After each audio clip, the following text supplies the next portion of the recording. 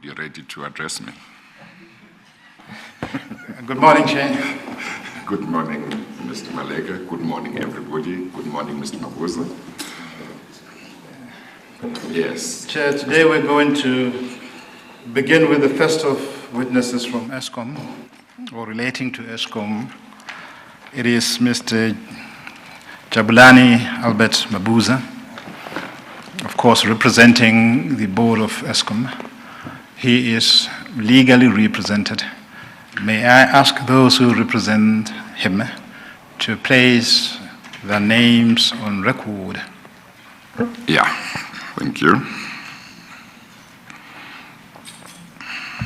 Thank you, Mr. Chairman. My name is Tembeka Ngokaitobi. I am with Ms. Lerato Zigalala. I act on behalf of Mr. Mabuza and the board of Eskom. We are acting on instructions of Claire Tucker from Bowman Gilfillan. Thank you very much, Mr. Ngokaitobi. Thank you. Chair, the evidence of Mr. Mabuza will be guided by a statement he made, which he submitted to the Commission. Yes. The statement is in a file which has been marked Exhibit U1 to U3. At the moment, it comprises 2 files of documentation.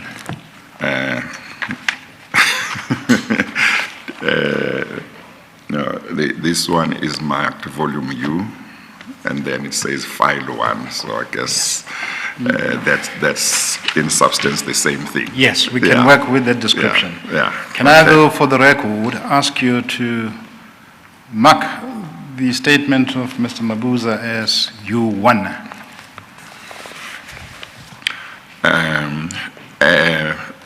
The registrar can just mark it, Zonaga. Just go and mark that file U1. Actually, if we call it U1, it seems to me it's going to be much more convenient and easier. Yes. So I think I will change mine from Volume U, File 1, to simply U1. Is that fine? Yes, Chair. That's much more than when we say Volume U1, we know which one we're talking about. Yes. I understand from the rest of my colleagues who would presenting evidence relating to Eskom that there are additional statements which have already been designated file numbers or exhibit numbers. Yes. Flowing from U1. Yes. So it'll be U2 up to U4. Yes. I see there is a lever arch file marked Volume U, File 2 off.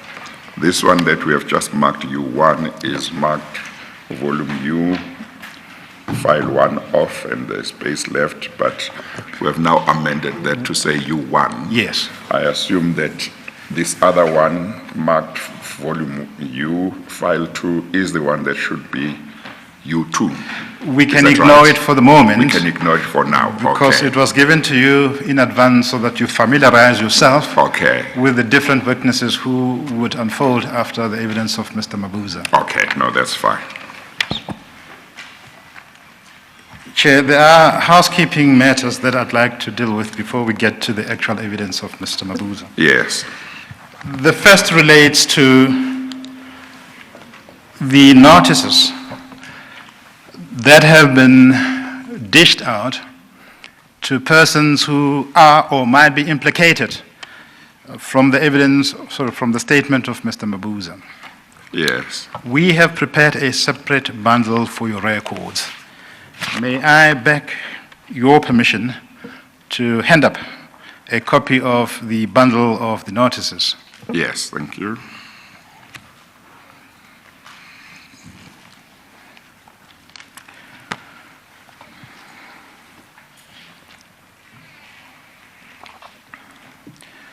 You will see that the bundle begins with an index of Eskom implicated parties. There are 8 in total. The first is Mr. Anuj Singh. The second is Mr. Sean Maritz. The third is Mr. Edwin Mabelani. The fourth is Mr. Charles Kalima. The fourth is Mr. Govenda. The sixth is Ms. Daniels. The seventh is Mr. Masango. And the last is Mr. Koko. Yes. Copies of these notices are included in the bundle.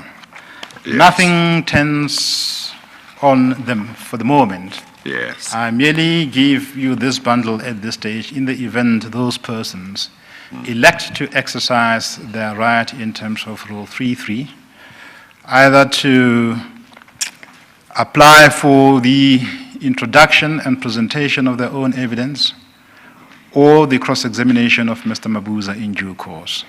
Okay. For now, we do not have any response from their side. So we Okay. will ask you to pack this document for now. Thank you. The next set of document, Chair, is a bundle that has been prepared by Mr. Mabuza and his lawyers in the course of the preparation of his evidence and in respect of additional matters that we raised with his lawyers and with him.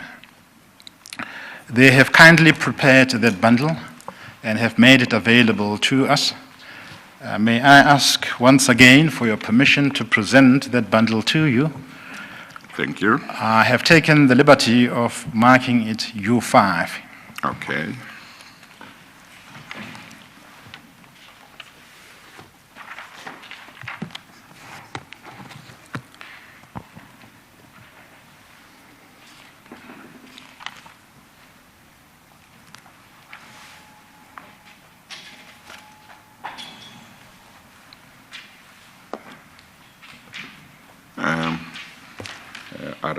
Arrangements must just be made for the marking to be also on the spine. Yes. We will definitely mark it in accordance with our own internal processes Yes. and requirements. Yeah. But this is the method, fashion, and model in which it was presented to us. Yeah, no, that's fine. I, like you, have not had an opportunity to go through it in detail, but I Yes. was given some guidance as to how I should approach this document as and when an opportunity to carefully consider it Yes. arises. Yes. But for now, just to take you through what its contents are, and it will be an exercise of the blind leading the blind for the moment. You will see that the file begins with an index. And the Yes. index has different parts, parts A to C for now. Yes. And part A describes documents relating to disciplinary proceedings. You will see A2 in part A Yes. relates to the charges that were put to Mr. Koko. Yes. And his plea. his plea. You will see that A3 relates to the summary of what they conceive to be objective evidence relating to allegations made in the public domain regarding Mr. Koko, based on server emails and Eskom board resolutions. These are emails which Eskom retrieved and sought to utilize in support of the charges that were brought against Mr. Koko. The chairman of Eskom, in the course of his evidence, will take you through the charges, Mr. Koko's response, and some of the emails. Of course, we will want to find out from him what was the upshot of those proceedings. And then, Chair, what follows is A4, the disciplinary charges brought against Ms. Daniels. We don't have her plea yet, but I'm sure Eskom's lawyers will guide us on that issue in due course. Yes. What follows are the findings made by the chairperson of the disciplinary inquiry of Ms. Daniels. You will find it at A5. We will take you to some of those findings in due course. And then thereafter you have A6, which is the charges brought against Mr. Kadima.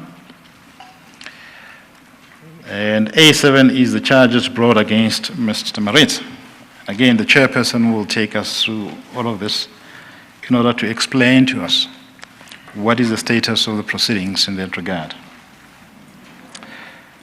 Part B relates to several of the responses that we ask Eskom to present or provide in relation to some of the reports that we have presented before you, including the Funduti report. You will find that the response relating to Funduti is set out in Part B. And then what follows is Eskom's notice of review application. In that litigation involving the setting aside of the contract or contracts awarded to McKinsey, and there would be one aspect relating to those proceedings which we would like to draw your attention to in due course. And it relates to a so-called Rule 35-12 notice that Eskom gave to McKinsey to produce several documents. And we will refer you to the response of McKinsey in that regard. And then you will find Eskom's response in regard to the investigation, which we now know has been initiated by the SIU. It is set out in B2. And then there is another notice of motion in B3. And B4, it is styled separate pack provided.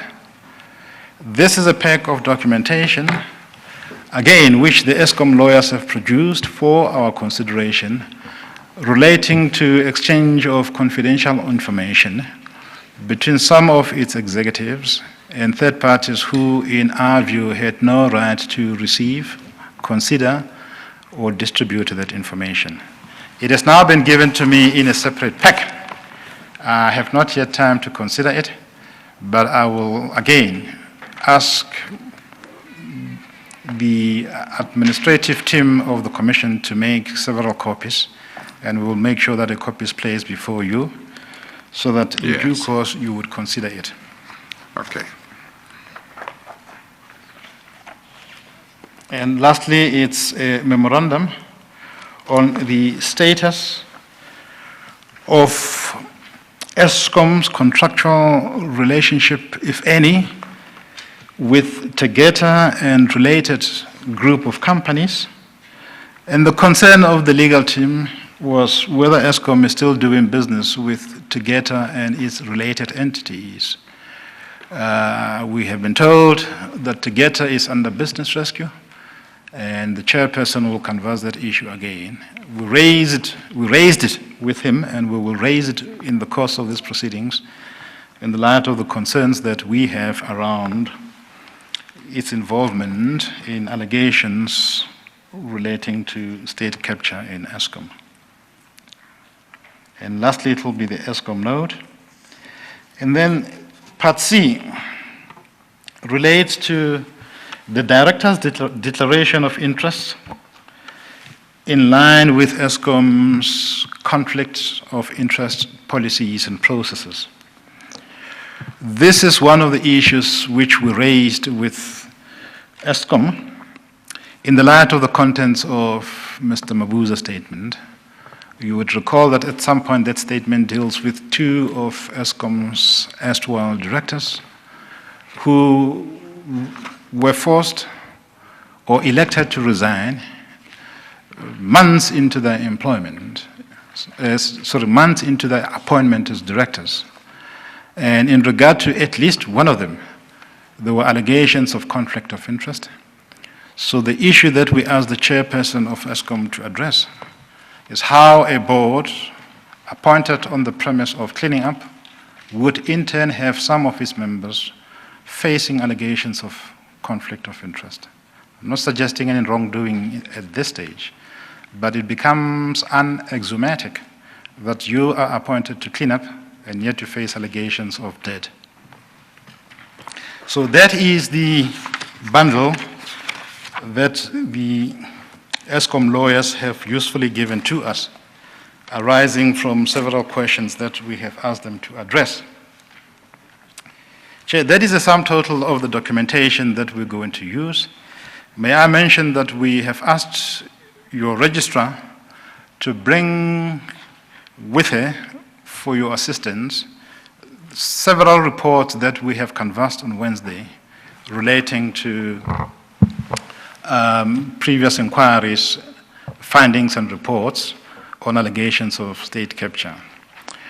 We have done so because we're going to ask Mr. Mabuza to deal with some of the findings, recommendations, and remedial measures made by a number of those entities, especially the remedial measures suggested by National Treasury in the report which you'll find in file 11 of volume 6. But that is something that we will deal with in due course.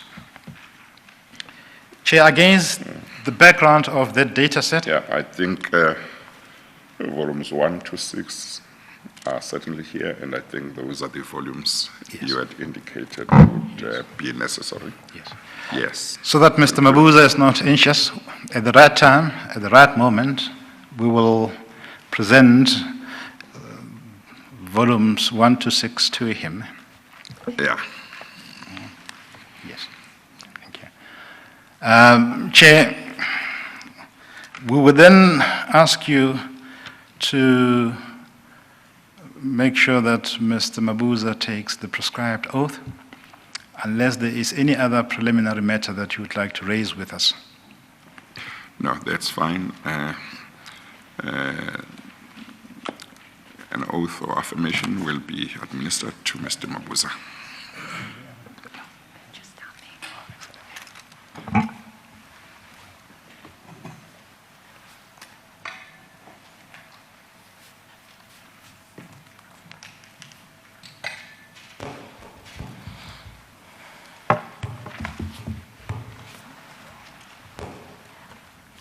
Please state your full names for the record. My name is Jabu Mabuza. Do you have any objections to taking the prescribed oath? No. Do you consider the oath to be binding on your conscience? Yes. Do you swear that the evidence you will give will be the truth, the whole truth, and nothing but the truth? If so, please raise your right hand and say so help me God. Help me God. Thank you very much.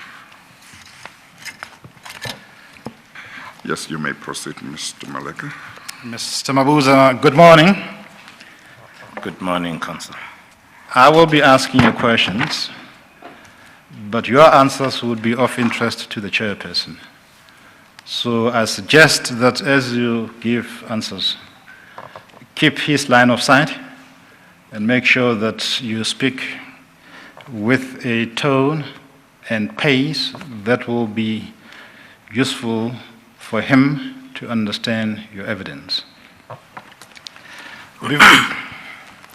Before I start with the substance of your evidence, as outlined in your statement, I'd like you to provide us some background of yourself, in brief, because the position that you occupy at the moment would like us to have some appreciation of your background.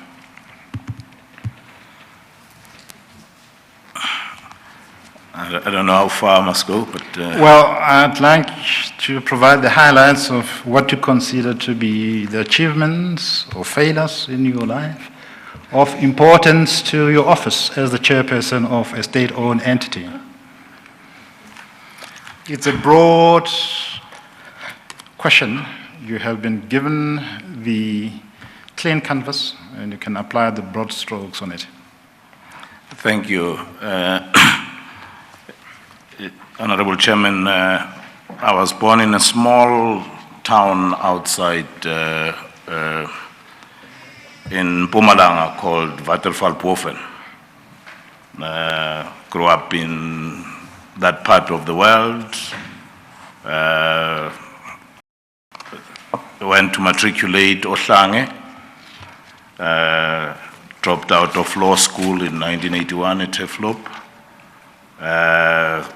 Got involved working for the then Bantu Affairs Commissioner. Continued to drive taxis. Was that Kwandaba Zabantu? Kwandaba Zabantu. Okay. Continued to drive taxis. That's how it was known, Then, that department, yeah. Yes. Drove taxis, got involved with the black taxi movement, in the back of which I was part of the team that formed FEBCOS, the Foundation for African Business and Consumer Services. And it was in that position that I got to meet what became my boss, Maya Khan at SAP.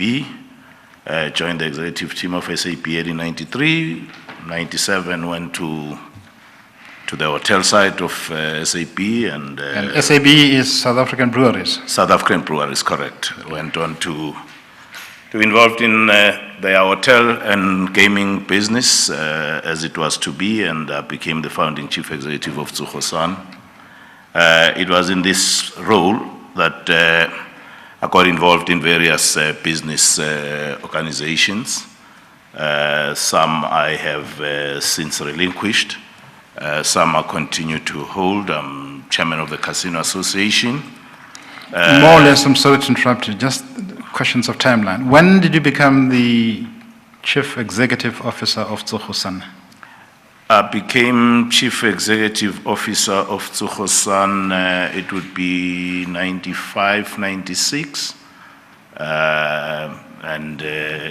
Since then until 2011, 2012 when I retired. Yes. And through these business organizations, I been in the tourism business, been chairman of South African Tourism for 9 years, been president of BUSA, the business unit in South Africa, for 6. Been now for the last 3 years chairman of Business Leadership South Africa.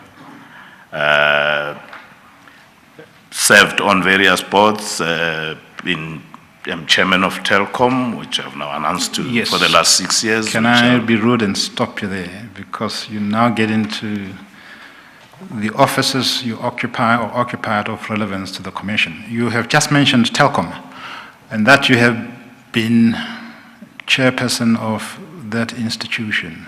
When did you become chairperson of Eskom's board? Since November 2012, I was appointed November 2012 as a director and chairman of Telkom, a position I still hold. Yesterday, Telkom board publicly announced that I'll be stepping down from that position end of May 2019. Can you give us some appreciation, as far as you are able to do so, off the cuff? The profile of Eskom's financial, Telkom's financial position. Firstly, what is its market cap? I think Telkom's market cap would be 42, 43 billion. What is its shareholding profile? Currently, the shareholding of profile of Telkom, the government would own just below 40%, and the Public Investment Corporation around 13 or so percent. The rest is publicly listed free-floating shares. The chairperson of the commission has already received evidence that the chief executive of Telkom is Mr. Sipho Maseko. Can you confirm that? That is correct. What is intriguing for me is that of all the state-owned entities or public entities in which the state has shares. There has not been any public revelation that Telkom was subjected to attempts of state capture. Not that I'm aware of. Are you able to explain to us why not, or why would that not be the case? If you can, of course. Yeah, in 2012, a new board was reconstituted at Telkom. I was asked to chair that board. I also had the privilege to assemble that board. That board, in March 2013, after a process of searching for the CEO, we appointed Sipho Masego, a person that I have known much before when I was still a student at WITS. Known him when he was CEO of BP South Africa and worked at Vodacom. So we appointed Sipho in March 2013 or February 2013. I must also say that when I joined the board on the 12th of November 2012, the following hour after my appointment, the then CEO announced her resignation, and in the same vein told me that the then CFO was going to leave. So at the time, Telkom was faced with many, many issues, ranging from some contracts that have gone bad in Nigeria, various issues with the Competition Commission, the terrible relationship between the major shareholder and the board, the share price of Telkom at the time, I think, was about 11 rand. So we appointed Sipho 2013.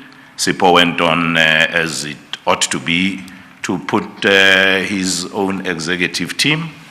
At the time, we had about 23 or odd thousand employees. The mobile business was bleeding 100 million rand every month.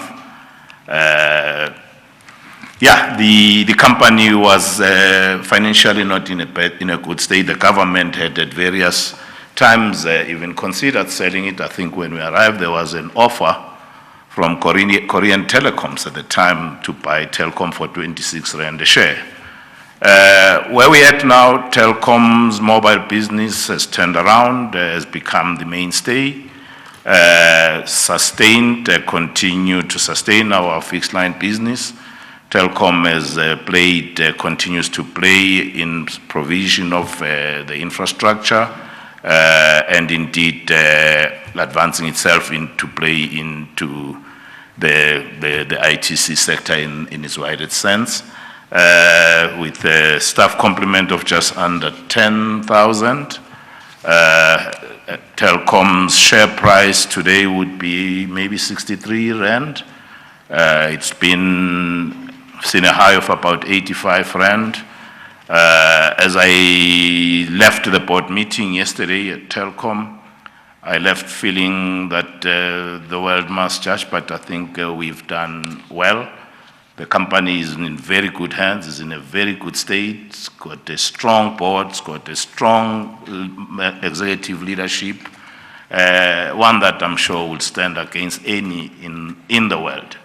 So why? I think the board people, the board members were committed, were diligent, were dedicated, wanted to do nothing but to serve the company in the manner they best know how, followed the law, been very robust in ensuring that they hold the executive to account, and have allowed the executive the space and the authority to do what they were employed to do. been very clear and had good relationship with the shareholder, that there was an understanding that we, the board, will run the organization, we will employ the CEO, who will report to the board, and we will account to the shareholder. Being very clear that the board doesn't deal with customers, the board doesn't deal with suppliers, the board doesn't deal with employees, the board deals with shareholders. And we have continued to report to the board, sought its authority, never second-guessed our chief executive, but held him accountable, also told him that the one thing we're not gonna have, I will not be surprised as your chairman. You'll always give me timeous, accurate, and reliable information on the basis of which I will make decisions. That's how we've worked with Telkom, and thankfully we've gotten the support from the shareholder. We've rewarded the shareholder. We've paid dividends, continue to pay dividends to the shareholder, and Telkom continues to do what it is meant to do, and it competes in the economic space. Well, did you say that the staff complement now is about 10,000? Yes, the staff complement is about 10,000, Deputy Chief Justice. We, over time, have lost a number of our employees. Not something that one very proud and excited about, but at various stages, there has had to be calls to be made on appropriately and right-sizing the business to meet the challenges. I can also confirm that that has been done within the law, done in as humane a manner as has been possible, and continued to find pathways for those of our employees that, for whatever the reason, have either chosen to voluntarily separate with the company, and where in those few and far in between instances we had to act on separation on the basis of the Section 189 of the Labour Relations Act. But yeah, it is fit for purpose. No, I thought that was quite interesting, because I think when you said when you started as chair, the staff complement was about 23,000. So it looks like you were able to reduce staff in accordance with, I assume, the requirements of the company, and you say that all of that was done within the ambit of the law. Indeed, Yes. indeed. Yes, no, thank you. Mr. Maleka? Thank you, Chair. Can I just conclude the topic of Telkom by putting one more question to Mr. Mabuza, so that we are not left with an impression inconsistent with public knowledge. Mr. Mabuza, you would know that Telkom has had to face serious investigations by the Competition Commission, arising from allegations of abuse of its dominant position in the so-called virtual private network space. And can you tell the chairman what the upshot of that inquiry was?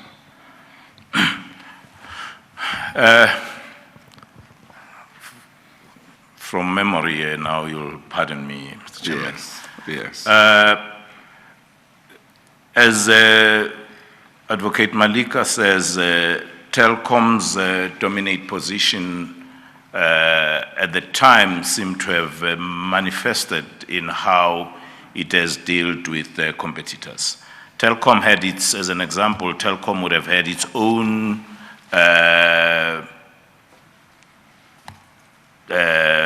business called Telkom Business that was in the space providing internet services, but also Telkom was wholesaling to other companies, other ISPs like your MWeb. There were various accusations that Telkom, the wholesaler, was treating its own, as in Telkom Retail, differently from companies like MWeb, as an example, in pricing. And indeed, on routing traffic, it would prioritize its own. And there were also other anti-competitive behaviors for which Telkom has been found guilty, relating to how it has really gone about in its pricing for their point of sale technology. So to this, Telkom has paid various fines. Telkom has had to comply with certain prescripts from the Competition Commission for a certain period. I can also confirm that Telkom is competing competitively with its competitors out there today. And even when we went on to acquire Business Connections at the time, which is now BCX, there were certain prescriptions that we got from the Competition Commission, which we have honored and served, and they've all come to pass 3 years after we acquired the business.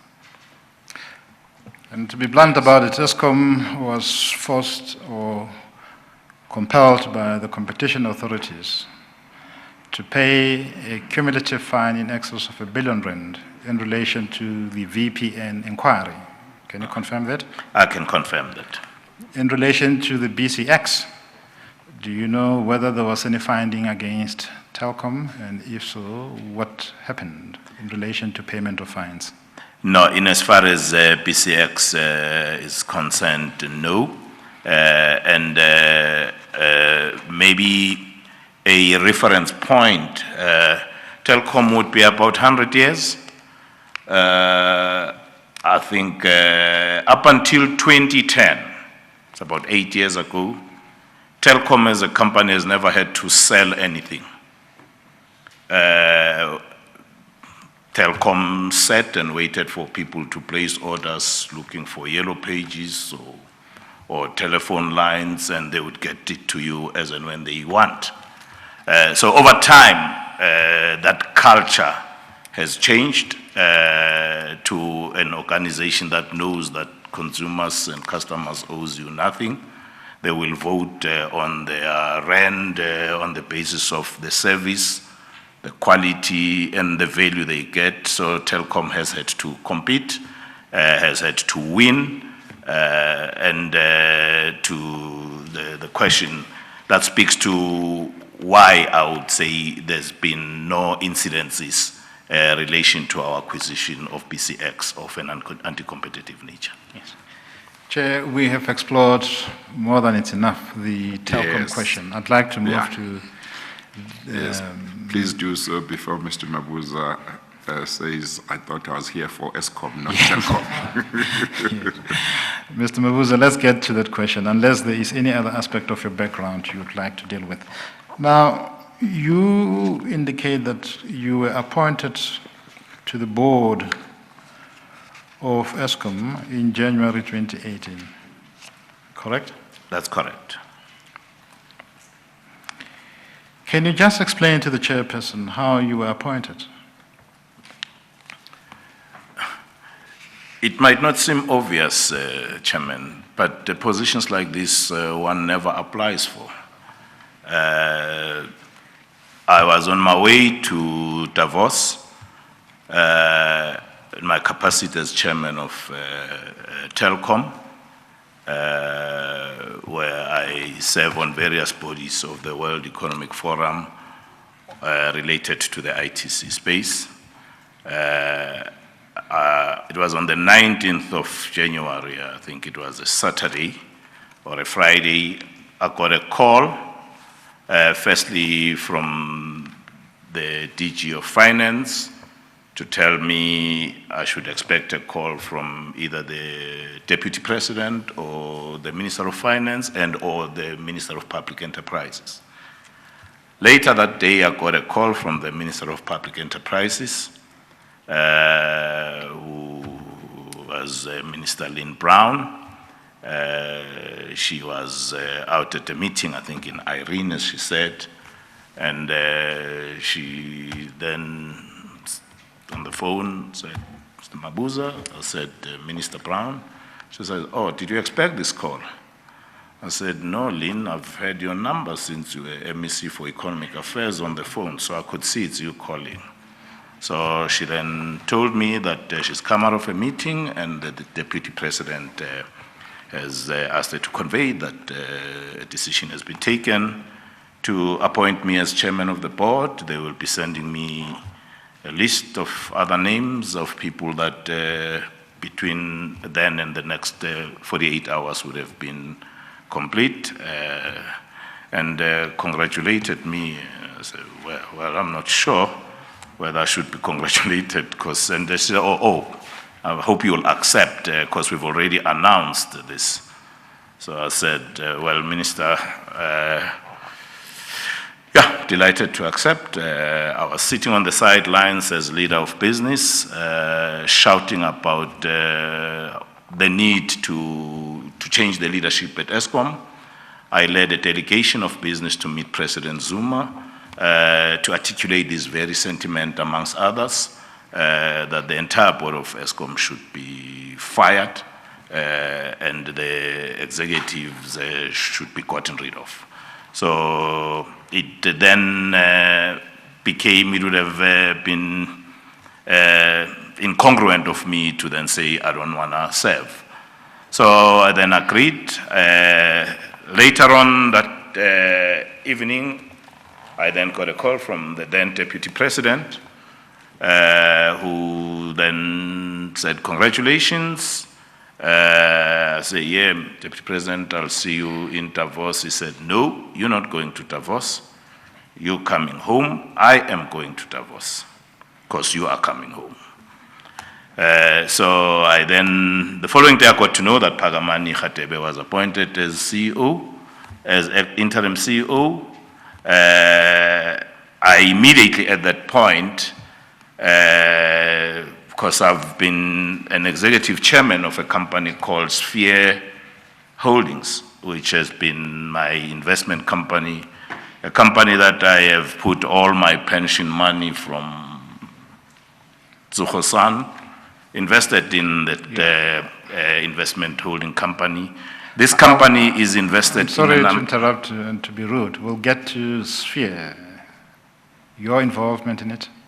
Yes. And whatever concerns might arise from it, we'll get to that point. For now, I just want to establish some few issues arising from the process relating to your appointment. I pick up from your evidence up to this point that your appointment was publicly announced before you even had been approached or before you accepted. Is that a fair reflection of that process?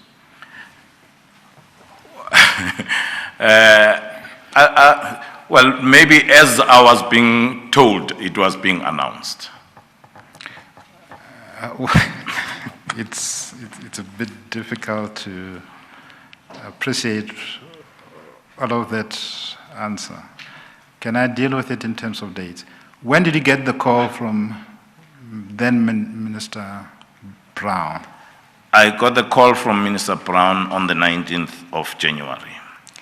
When, to your knowledge, and I know but I'd like to hear from you, was the appointment of a new board, including you, publicly announced in our country? On the 22nd of January. On the 22nd of January. Right. Okay. Understand. Now, in relation to that process, you would appreciate, of course, that your appointment as the head of the board, and of course, the appointment of your colleagues who would serve in that board, reflects a serious office of responsibility and integrity. Do you accept that? I do. And in that regard, there has to be some level of comfort that the processes relating to the appointment in that office are able to deal with questions of responsibility and integrity. You accept that? I do. Yes. Against that background of matters that are common cause between you and me, can you explain to the chairperson whether there has been any probity investigation relating to your appointment about your prior business dealings which could or could not have an impact on ethics and possible conflict of interest in Eskom? I can tell you this because the chairperson has taken comfort from us that when we were appointed, we had to go through scrutiny of some sort. And thank God, several of us have jumped the hurdle. So I wonder whether that type of scrutiny applies in relation to office bearers of a board such as yourself. Well, I was not going to dwell too much in the sphere point. Safe to say, I knew when I was appointed that I am chairman, an executive chairman of a company that owns a company that maintains a third of Eskom's boilers. So I knew that. So it was in that context that I was saying I was chairman of Sphere, which owns Babcock and Honeywell. So I immediately phoned the chief executive of Sphere and told him, I've accepted this job and it's got implications for you, me, Babcock, and Honeywell. I hope you'll appreciate that it's not been an easy acceptance given the task and the importance and the significance of Eskom. So I have chosen to be part of that effort to bring the tide back so that all ships can float, including ours, than to sit on the sand trying to push the Sphere ship. So if Sphere finally gets to float, so be it. But this is what I've chosen. So tomorrow, I will send you a letter resigning as chairman, and I will set in motion a process to talk to lawyers to find an appropriate way of dealing with my investment in Sphere via a blind trust. Okay, agreed. Can you then wait for the announcement? And then on the basis of that, when I then got sent the letter of appointment on that Sunday, attaching a number for me to contact the minister's office to complete the various forms, probity forms, something that I had expected, something I was not concerned about. In the work I have done as chief executive of Tsuhosan, I have had to subject myself to probity every year, and I've understood that. I've also understood that coming into a board with the background that it had, it was important that one submits oneself to that.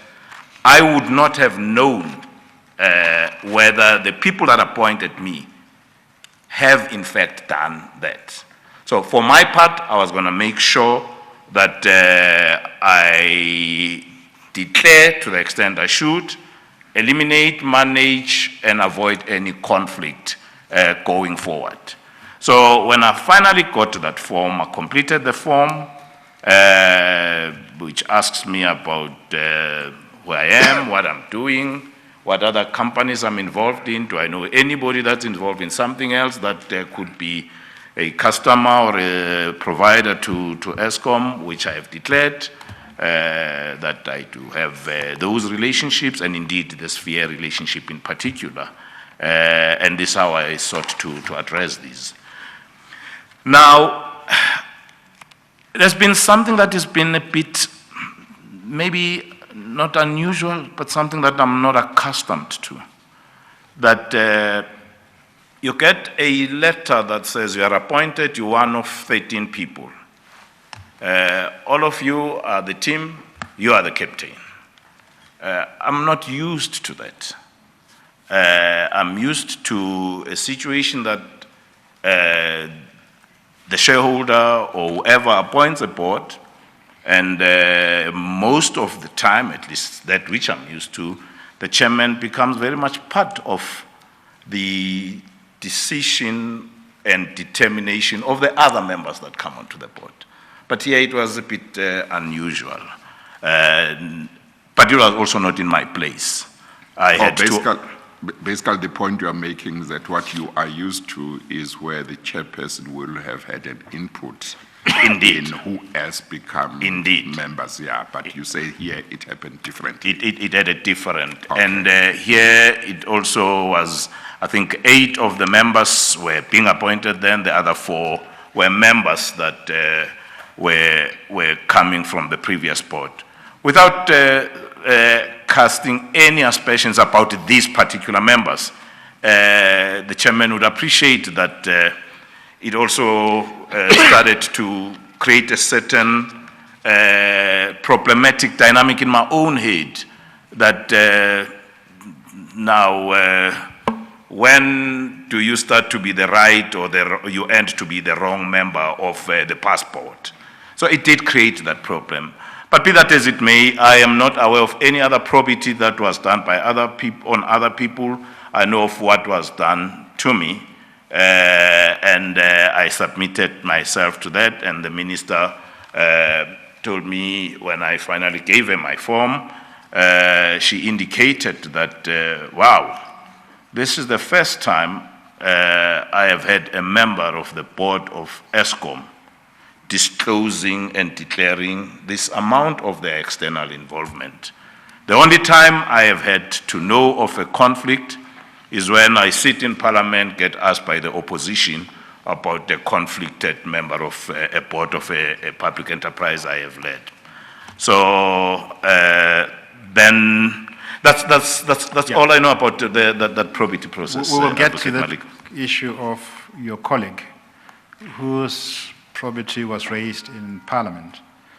But can I ask you to go to a bundle of documents which is marked Exhibit U5? Chair, that's the Bowman file. Yep. Yes, yeah. You will see the last of the index described document is Director's Declaration of Interest, That's which is C1. Correct. It begins at page 140 of that bundle. Yeah, I'm on it. It may raise questions of confidentiality, but if it does, you will guide us. It is a Director's Declaration of Interest manual form on the, well, I nearly said the letterhead, but on a document which has Eskom's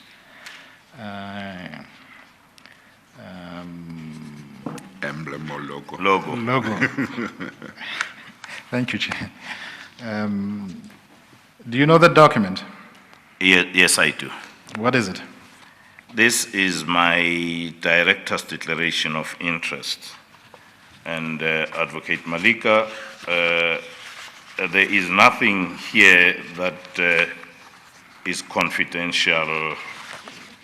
It's public document now.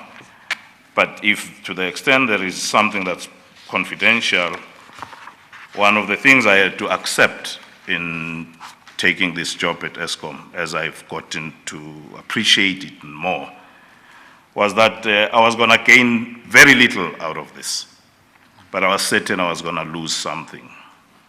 What I wasn't sure of what I was going to lose is any and everything between my privacy and my life, and I'm okay with it. So there's nothing here that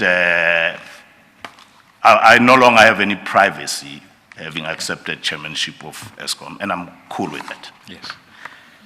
I'm grateful for that. And there may well come a time when that issue arises. But for now, I see that the date on that document, that is page 140, is a revision date of July 2018. From your recollection, when did you complete this declaration? This declaration was completed initially around the 26th or so of January 2018. I'll get But to, periodically, as it is required by the Act, Companies Act and its practice, is that as and when there are changes in my interests, in my directorships, and these have been happening quite often as I near the end of my working life, I have had to update my interest. the declaration in that document relating to spheres appears on page 142, Chair. Yes. And I'd like to just take you through some of the elementary aspects of it. The first is, if you're at page 142, the date of resignation as the executive chairperson. I assume that you were the executive chairperson of Spheres. That is correct. And when did you resign? I resigned on the 23rd of January. That would have been approximately 5 days after your appointment. I was notified of my appointment, yes, around the 19th, but I was appointed on the 22nd. I communicated my resignation on Tuesday, the 23rd. The next line item is the extent of your shareholding in Spheres. That's correct. There is both the percentage and the rent value. I'm not going to ask you to deal with it. It's up to you, of course. Given the ethical corporate approach you take between privacy and public office. But the key question is, you say you have instructed lawyers to put that shareholding in a blind trust. Can I ask you, when did you do so? And when, if at all, was a blind trust established to house this shareholding? Firstly, yes, I bought 6% of Sphere for 26 million rand, which I paid for from my after-tax money. I resigned on the 23rd of January. Once I was back in the country, I then enlisted the services of that particular department in Standard Bank. I had actually had my office at Sphere. I had actually been paid a certain stipend at Sphere. And I have never been to Sphere since that day. I have never been receiving any information about what's happening in the business at Sphere, other than the last time I received a dividend. I have had no cause to ask a dividend of what, relative to what should it have been. I have left the matter with the Standard Bank Trust office. In its nature, it's taken a lot longer to finally settle on what type of a structure. But I have continued to be blind to that investment myself, whilst the structure is being processed. And as a blind trust, you don't control it? Do you? The trust itself? The blind trust, do you or don't you control it? I don't know. I'm blind to it. Seriously, Advocate Malika, I've only been kept in the know of what is happening about the establishment and the formation of the trust. not been involved in what the trust holding in Sphere has been doing. That's the blindness I was personally referring to. Yes. Chair, unless you want some more explanation around the blind trust, I'll move on. No, that's fine. Thank you. Right.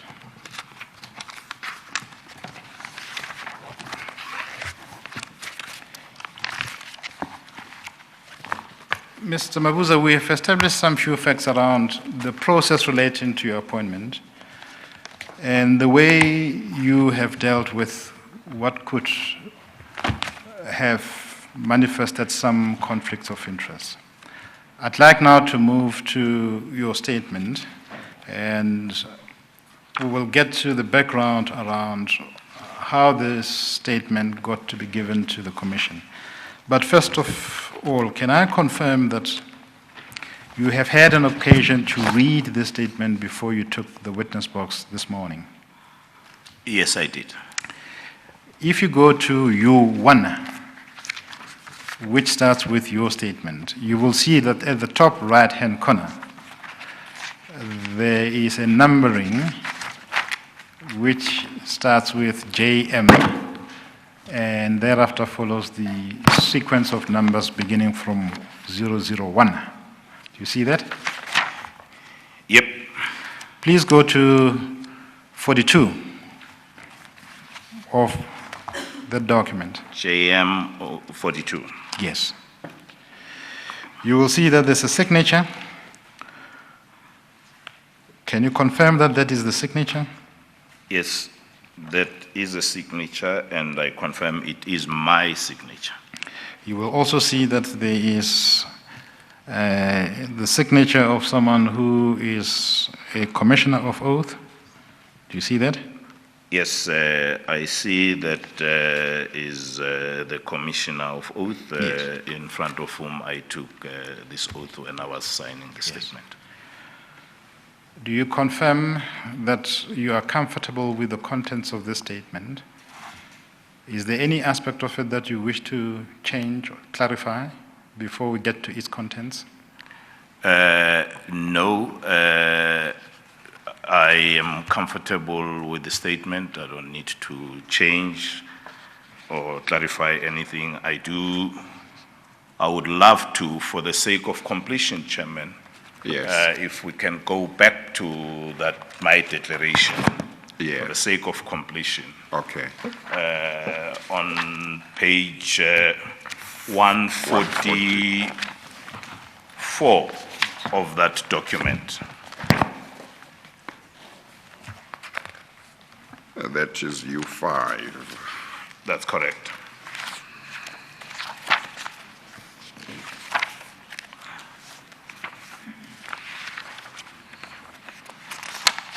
One of these, Yes. one of the two questions that this form asks is to declare interests held by persons related and interrelated to you or other associates, interests in Eskom holdings, Eskom subsidiaries, Eskom holding suppliers, Eskom subsidiary suppliers, and or any other entities dealing with the Eskom group. For example, if you have an interest in company Y, and company Y has got interest in company Z, and company Z deals with Eskom, then you need to declare that interest in company Y as well as the details in company Z. Yes. For the sake of completion, I'm related to my wife by marriage. My wife is related biologically to her siblings, one of which is Tembalanga,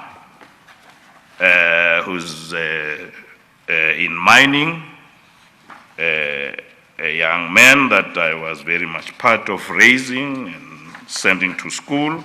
So I did know he was in mining.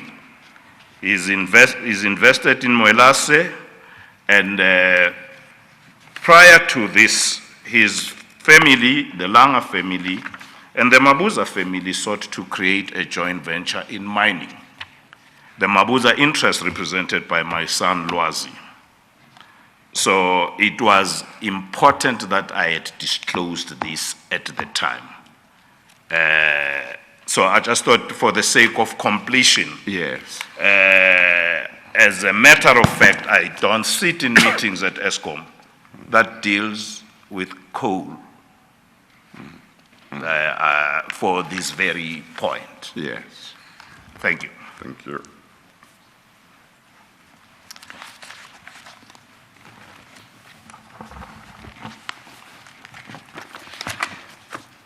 So I am back to you, Advocate. Yes, thank you.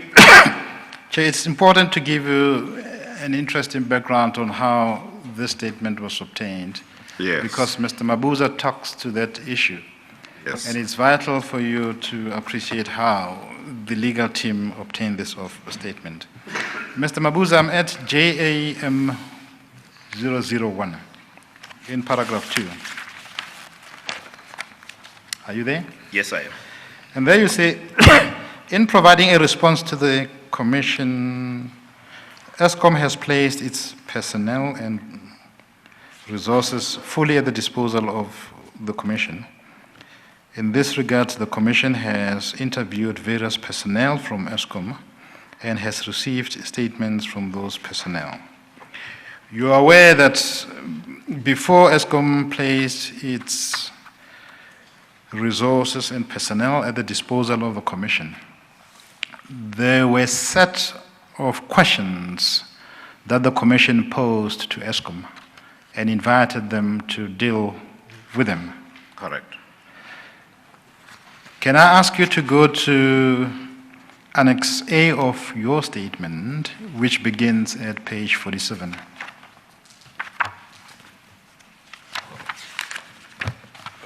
Is page 47.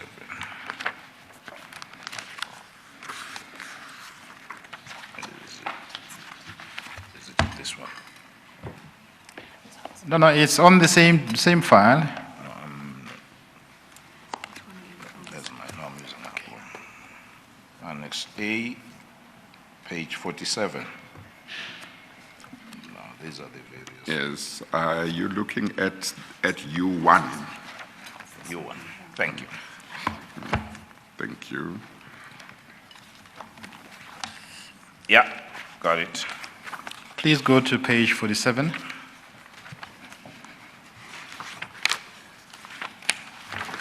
Annex A, yes. And that, Then if you turn to the contents of Annex A, you will see that they begin from page 48.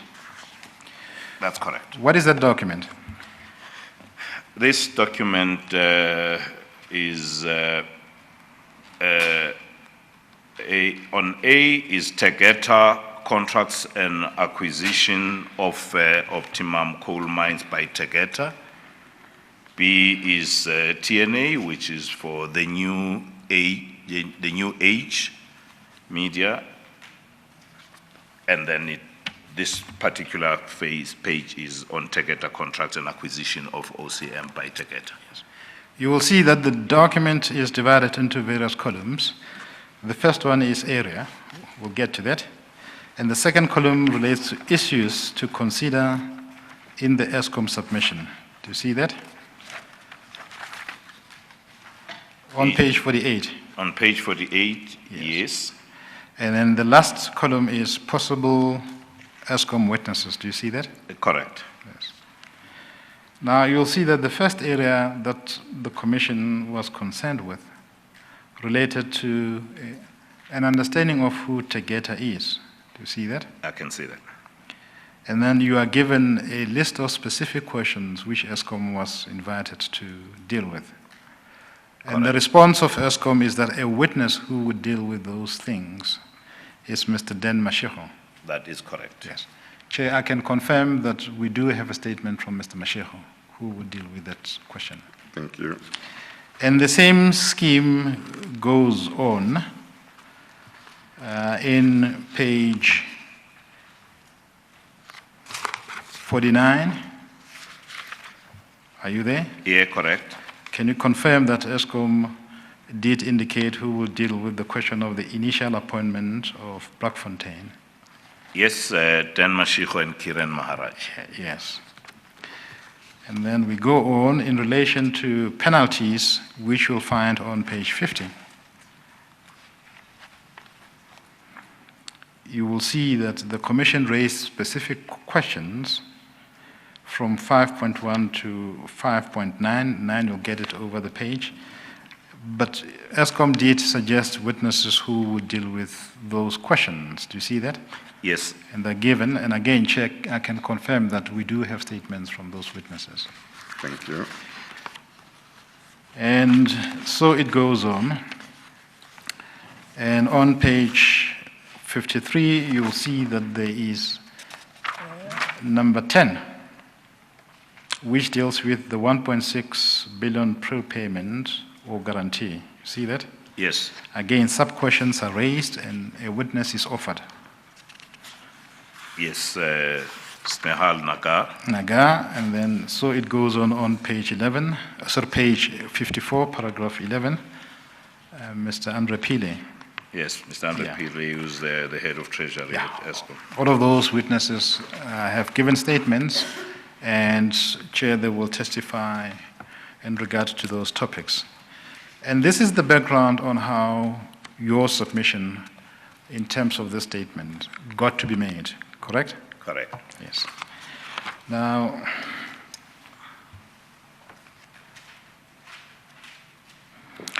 you say on page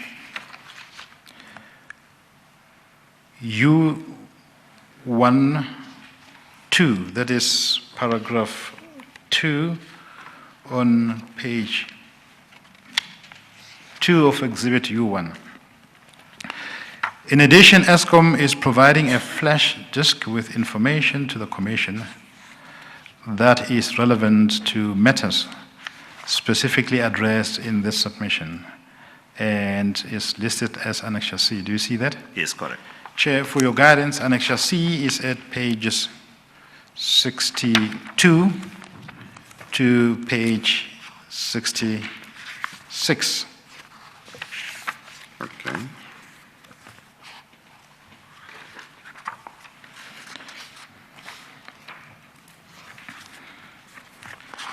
Mr. Mabuza, I'm not going to take you through those documents. I can confirm that the Commission has received them, and some of them the Commission has processed for the purposes of your evidence. Correct? Correct. Then, before we take the T adjournment, can I also draw the attention of the Chair that part and parcel of the information that the Commission, that Eskom gave to us, was through an index which is marked B, and you reference it right at the top of the second page of your statement.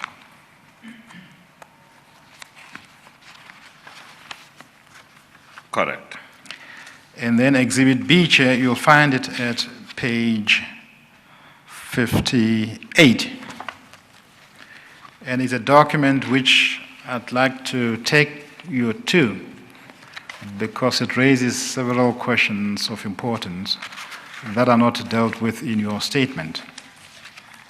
If you go to page 58,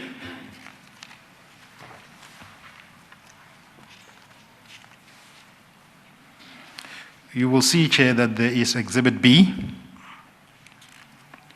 and you will see that the heading is indexed to documents previously submitted to the Commission by Eskom's legal team on the 15th of January 2019. Do you see that? Yes. Chair, this is, I suppose, an opportune moment to break for tea. But Yes. when we come back, I'd like to deal with some of the documents reflected on that index. Yeah, no, that's fine. We'll take the tea adjournment and we will resume at 11:30. The Commission adjourns.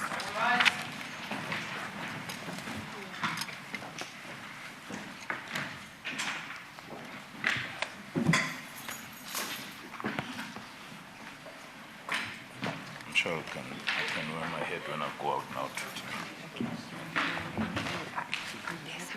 Yeah, yeah. I'm comfortable.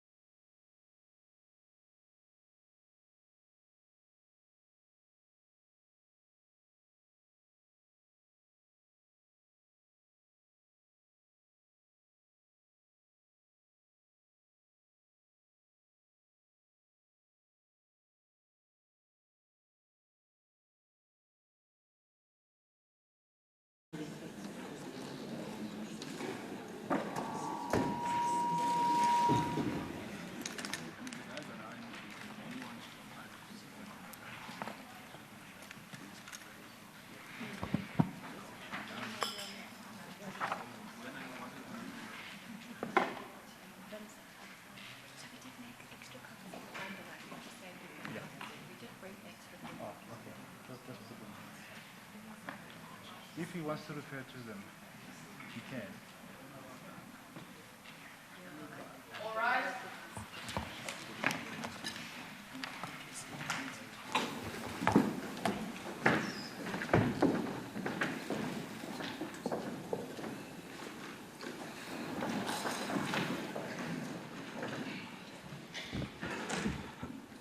Yes, you may proceed, Mr. Maleka. Thank you, Chair. Mr. Mabuza, before we proceed, we would like to reflect on one aspect of your evidence concerning the date of your appointment.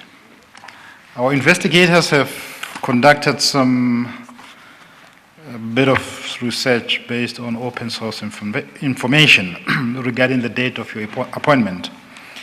You said that it was on a Saturday when you were phoned and told that there's an offer for your appointment.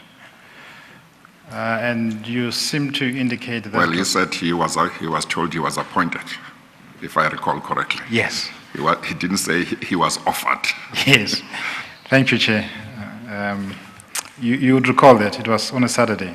That's correct. Yes. And you pinned down the date around the 18th or so of January, 19th of January. 19th. Yes. We have now managed to establish from the open source information that a Saturday close to that date was the 20th of January 2018. I can confirm that. Just reflected on that now. All right. Because I was in Joburg on Monday, the 22nd. Yes. We have also confirmed that your announcement as the new board from open source information was made by those in office on the 20th, the same Saturday. Can you take issue with that? No. Okay. So it seems from our own investigation that you were told on the same date the announcement was made that you had been appointed. That's correct. Yes. Well, he also did say, in response to one of your questions, that as he was being told, maybe the announcement was being made or something to that effect. Yes. Yeah. Yes. Correct. And Chair, you know the concerns that arise from that type of approach to appointment to a serious office. We have dealt with some of them with Mr. Mabuza, but when relevant authorities come in, we will obviously raise that issue in fairness. Now, Mr. Mabuza, we adjourned for tea on the basis of Annexure B of your statement.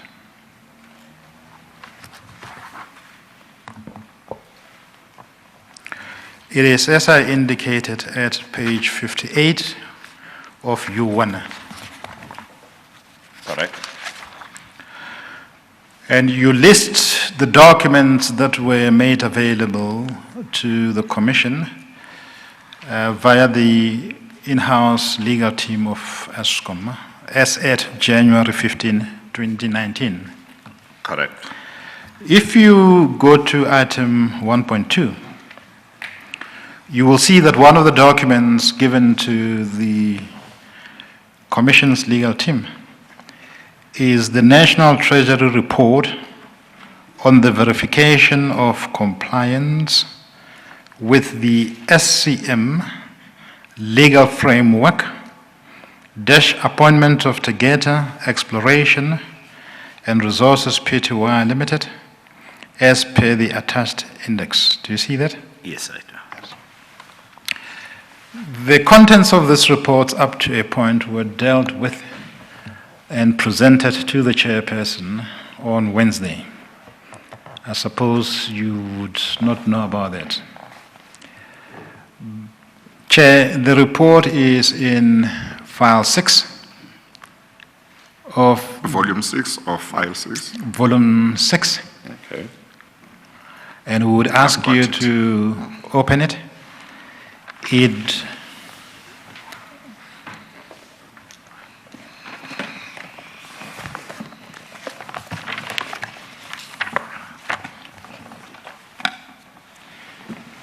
It begins at page 1.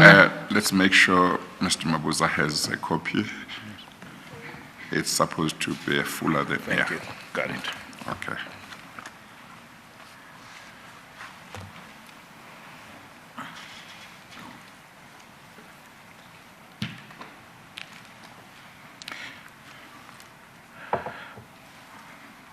Mr. Mabuza, are you at volume 6? Page 1743. Yes, I am.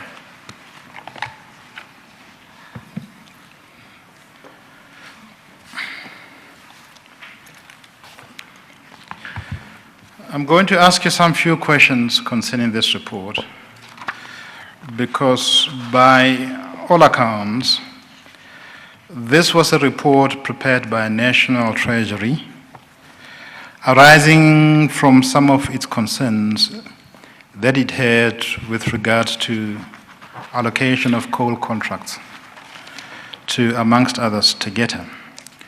You will see that the concerns of Treasury are articulated from the introduction at page 1744.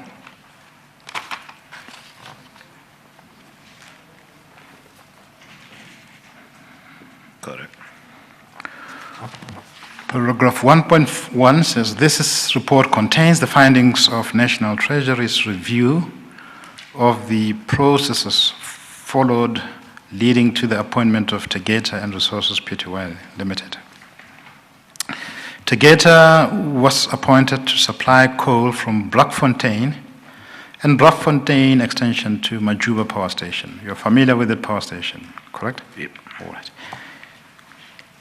And then paragraph 2.2 lists some of the concerns that National Treasury raised in relation to that contract. I'm not going to take you through them for now. They will be dealt with at length when the evidence of or relating to Tegeta is presented from next week, Tuesday. So, Chair, I'm not going to take you through them so that I don't prejudice those who would be called upon to deal with them. But what I'd like you to deal with is at page 1764.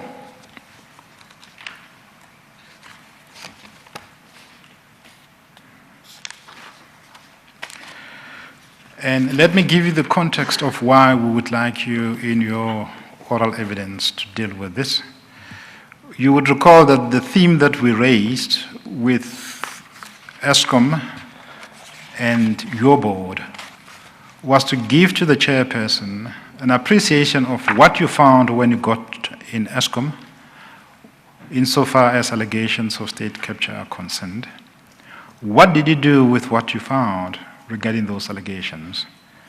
And where is the status of the actions you have taken? What struck us when we read your statement is that the remedial actions suggested or called for by National Treasury, arising from its investigation as contained in this report, have not been dealt with in your statement. It is not a point of criticism. It's simply an attempt to obtain information insofar as this report is concerned. First thing first, when did you become aware of this report? Chairman, can I perhaps just maybe deal with one Yes. issue that I might have inadvertently created more confusion or it's taken Yes. out of context. Yes. When I was talking about my interests, I also spoke about the issue of I don't get involved on matters of coal. Just to be clear, what I meant, I don't get involved in sitting on discussions about procurement of coal suppliers. So I don't get involved in that. Yes. Yeah. Just wanted to Thank you. Do I get involved on Eskom's strategy on coal? Yes, I do. I chair a board that makes those decisions. Yes. So, I mean, from your knowledge, when did you become aware of this? Did you become aware of it when your lawyers consulted with you regarding matters raised by the Commission? Or did it at some point before come to your attention? I think I got to be aware of the Treasury report around November last year. November last year? Yeah.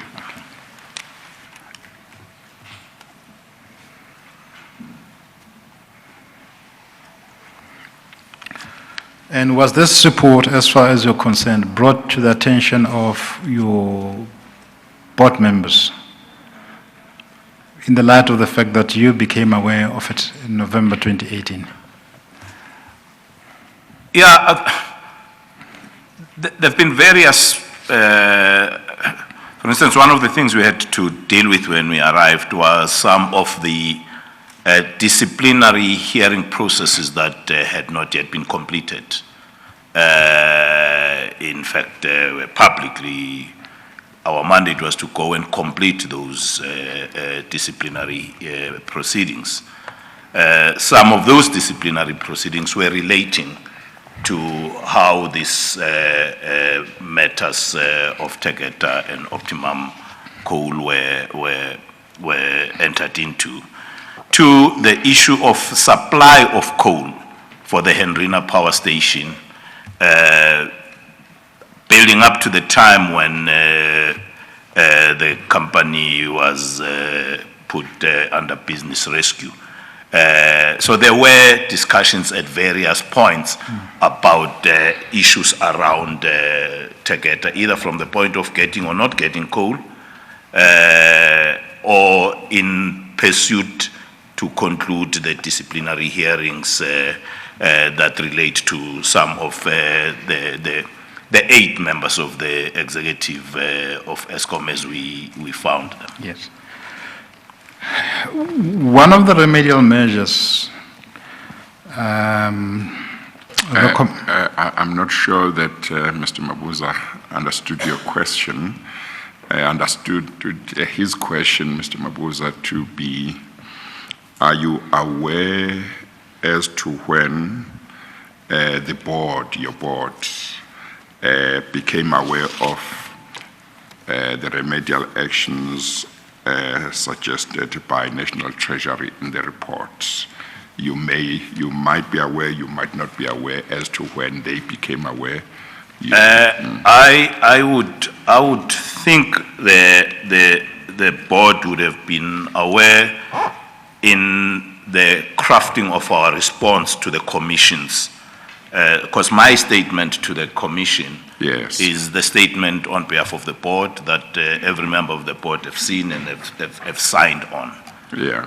So, and in the questions, there were issues around the Treasury report. Yes. So the Treasury report as such, as far as you know, was or wasn't tabled before the board for discussion at any stage? Not to my recollection. Okay, all right. Yes. Thank you. in fact, by some stroke of luck or otherwise, if you go to your statement on behalf of the board at page 67,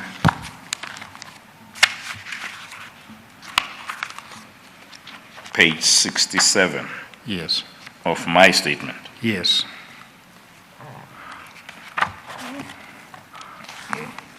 My statement goes up to page 42, Advocate. It's an annex. Go to page 67 of that bundle. Thank you. Yes. Thank you, sorry.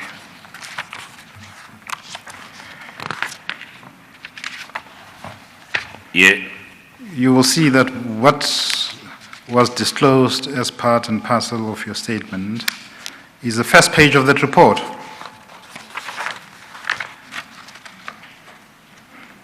But the rest of the body of the report does not form part of the annexure. just the index page. The index page, yes. So I would assume, therefore, that your board was aware of that report and it included at least this page of the report as part and parcel of its response to the Commission's questions. Do you accept that as a premise? I accept that the board has not seen the report, the report has never been tabled to the board. The report has been referred to. This annexure was a reference to a Treasury report that I at least got to be aware of around late November last year. Can you explain to the chairperson why a report such as this would not be tabled before the board, whose mandate was to clean up when the report deals with questions around allegations of impropriety relating to at least the Tegeta set of contracts. I'm sorry.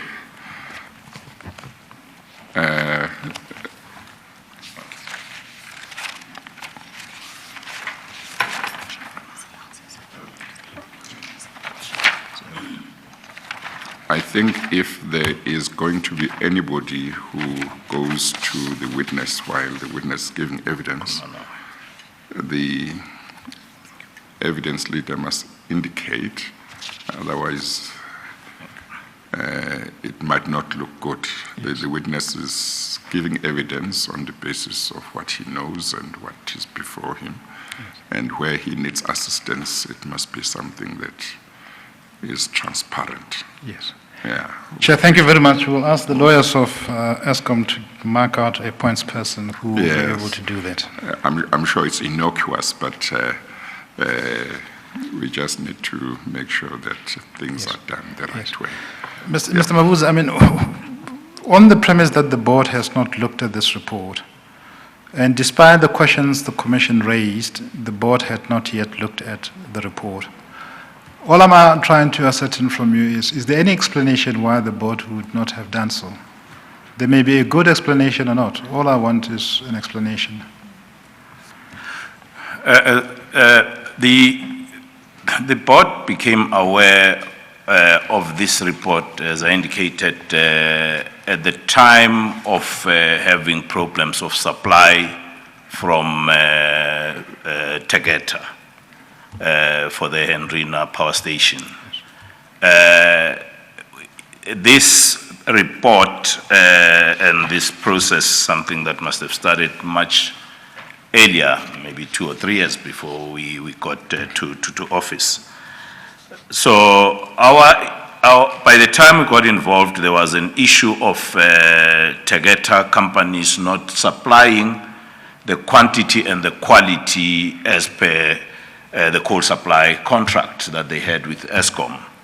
The board got to be aware of the penalties that were levied relating to undersupply, that some of these penalties are penalties before the business rescue process, some are after the business rescue process has started. So, but the board has not yet looked at this particular report as of Treasury. But these were the issues that related to the penalties that we got our attention drawn to the status of what's happening in Tegeta and Hendrina. Yes, Mr. Malaka. Thank you, Chair. I hope that at some point the board will have to look at this immediately, because Treasury suggested a number of remedial actions, and I'd like to raise forward-looking questions. Well, maybe before you do so, Mr. Malaka, are you able to indicate whether, as to when the report was released, at least when it became publicly available? Chair, the date that has popularly been put to this report is November 2018. Oh, okay. 2017, I'm sorry, November 2017. Oh, okay. March 2017.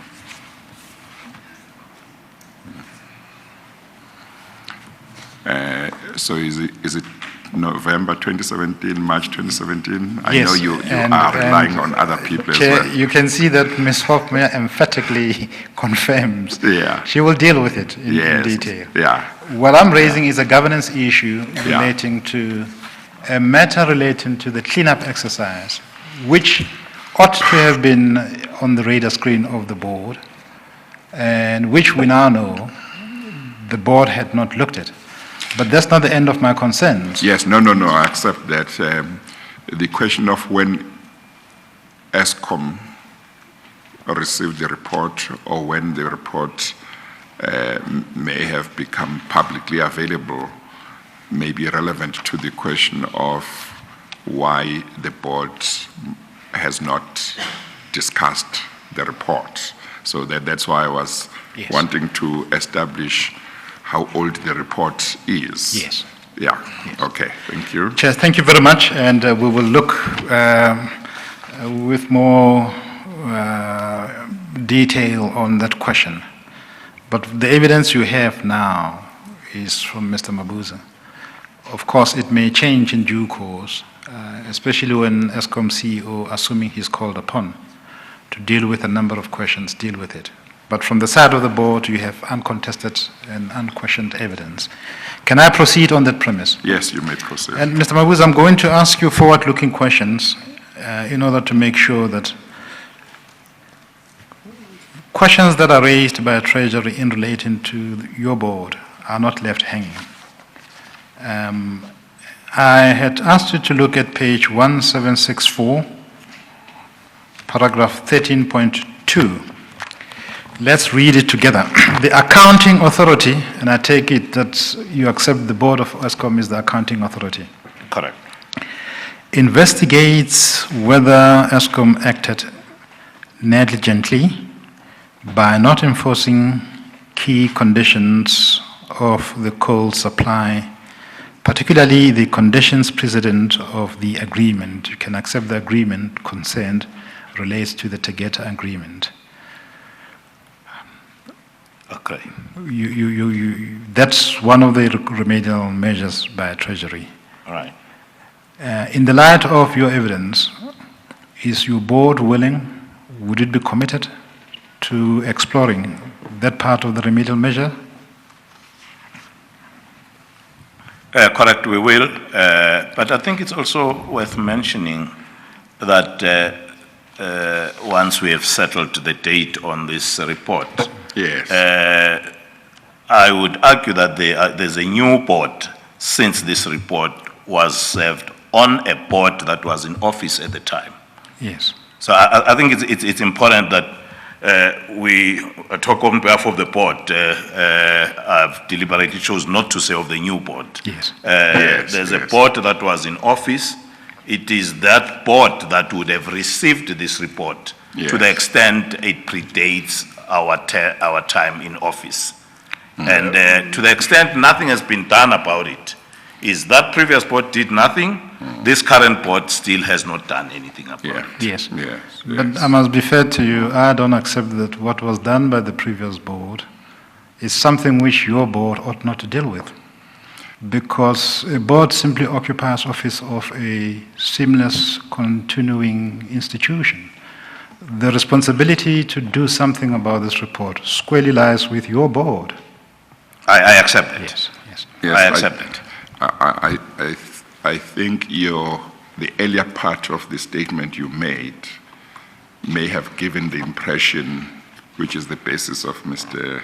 Malega's statement, may have given the impression that because if the report had come before your board, then it was the old board's responsibility to do whatever it was supposed to do, and if a new board came, that's the impression I also got. But if the new board came, then that was not its baby. But your last statement, I think, suggested to me that that's not what you were saying. You were simply saying the new board hasn't done anything, but you were not saying it was not supposed to do anything. Agreed, Yeah. and I regret the impression that was created. Mr. Mabuza, the last thing is just to draw to your attention, without going into details, other remedial measures that Treasury recommended, and I merely draw them to your attention because they ought to be on the table of your board. They are from 3.3 to 3.9. They deal with money issues that arise from the 13.3 to 13.9. Oh, I yes. think you said 3.3. My apologies. Yeah. It's that time of the day, Chair. My apologies once again. Before lunch, Mr. Miller. For some of us, lunch happened quite quickly, especially after tea. But thanks, Chair, for that correction. You see, the chairperson has hawk eye lens through which he picks up details of black letters on white paper. So, 13.3 to 13.9. Got it. I'm not going to go through each and every one of them. The principle is the same. Those issues are before your board. And they deal with money issues because Treasury came to the conclusion that the advancement of a loan or prepayment to Tegeta was unlawful and that whatever transaction would have taken place is a transaction which the chief financial officer of Eskom at the time had to account to the board. It also concluded that there were questions of fruitless and wasteful expenditure in relation to those payments. Forward-looking, I merely place those issues on your board and invite you to confirm that going forward, you will look at them. Chairman, since the submission of my statement, I've had the opportunity to see the report, see the remedial actions that's being called for, and I think broadly the issues around these Tegeta contracts are around four main issues, four buckets really. The one has to deal with the price, the other one has to deal with the issue of the prepayment, the so-called 600 million prepayment, the one that deals with some of the compliance in terms of the contracts on water issues, and the other one is about the tenure of that contract having been extended outside of procedure by another 5 years. So there are recommendations and there are remedials actions that are being prescribed. Some of them we have started since my statement. Some will continue. Some land in the area of criminal charges being laid, criminal procedures being put in place. But there are others that we are embarking on of a civil nature against the various executives and some members of the board. Because this contracting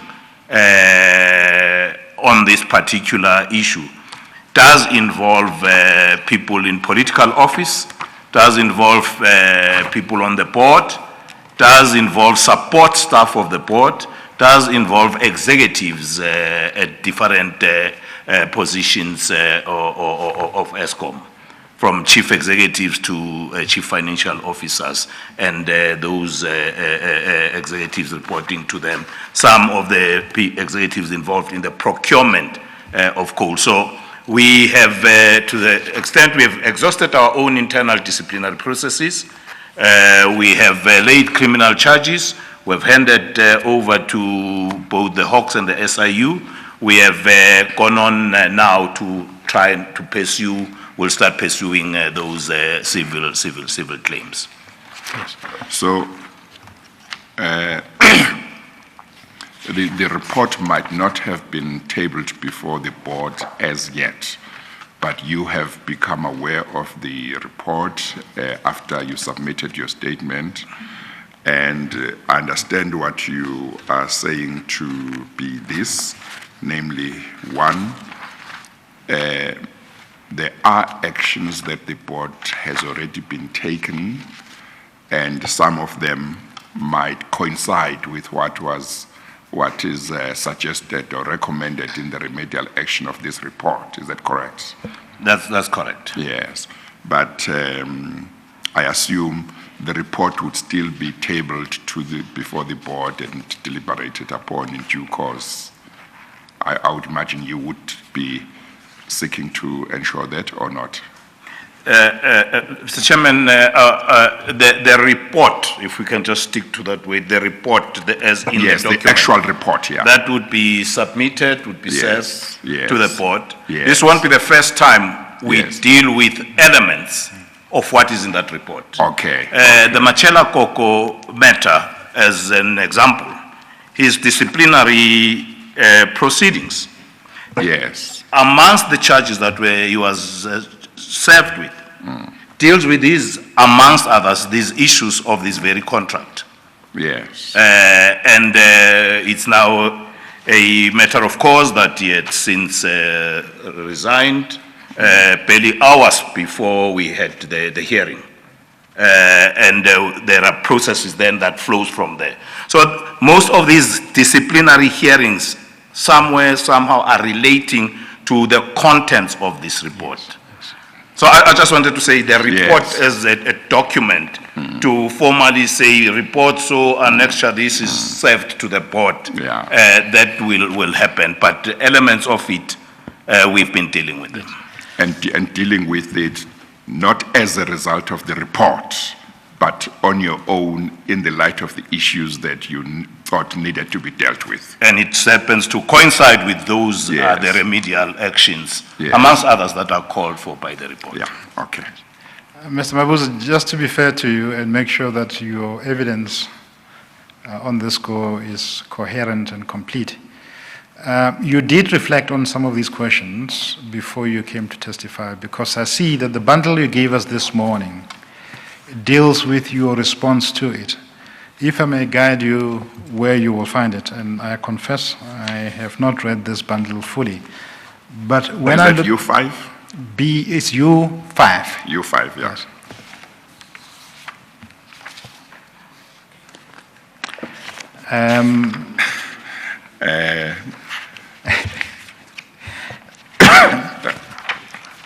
Well, evidence leader, I think we have got to regulate this. Maybe you, when you refer to any page, make eye contact with Mr. Mabuza to see if he is able to find, so that if he's not able to find, you can indicate if somebody needs to assist. I don't like a situation where anybody just stands up from the audience and goes to the witness while the witness is giving evidence. So let's do it that way. Yeah. Okay, Mr. Mabuza, you do have U5 now, that file marked U5? Yes, I do. Okay, what page, Mr. Maleka, you wanted to? Chair, I ask Mr. Mabuza to go to page 114. And maybe before he does, we just need to make sure, if nobody has made sure, that Mr. Mabuza is aware of which file among the various files on his table is U1, U2, or whatever it is marked, so that he might be able to find them without assistance. He just needs to know which one is marked what and where it is marked. Yes. Okay. Mr. Mabuza, you will see that there are lots of files on your table, but U5 is a small bundle, blue covered file, which is from Bauman attorneys, and on the face of it is marked U5. Are you there? Yeah, got it. Yes. And then your statement is in U1. I think you now know how to find it. I've got my statement. I'm the one who's moving it. Clearly, I dropped out of law school too soon. I moved this from one to the one that I'm working on. Okay, so the liver arch file, which contains your statement, is that liver arch file. We refer to it as U1. Thank you, Judge. U1. I see there are 2 or 3 other files. I don't know whether, Mr. Malega, you want to deal with them now or later? No, not now. Okay, all right. Can I ask you to put aside all the rest of the files away from you, so that you make space for yourself? So we're closing 1764. Yeah, we closed volume 6, 1764. Thank you. Yes. You now have before you U5. That's correct. And we're trying to cohere your response in line with what you have provided in writing. If you go to page 114. I am on page 114. you will see in the middle of the page you deal with report 11 in gap analysis. And that's the report we have dealt with. Correct. And you have provided these responses. Correct. Can I confirm purely as a matter of evidence that these are the responses you have carefully formulated and have presented before the commission? Through Correct. this- I confirm.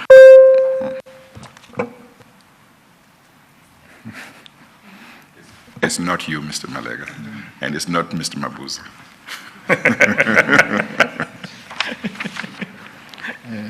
Any blind sounds coming from all over, difficult to deal with.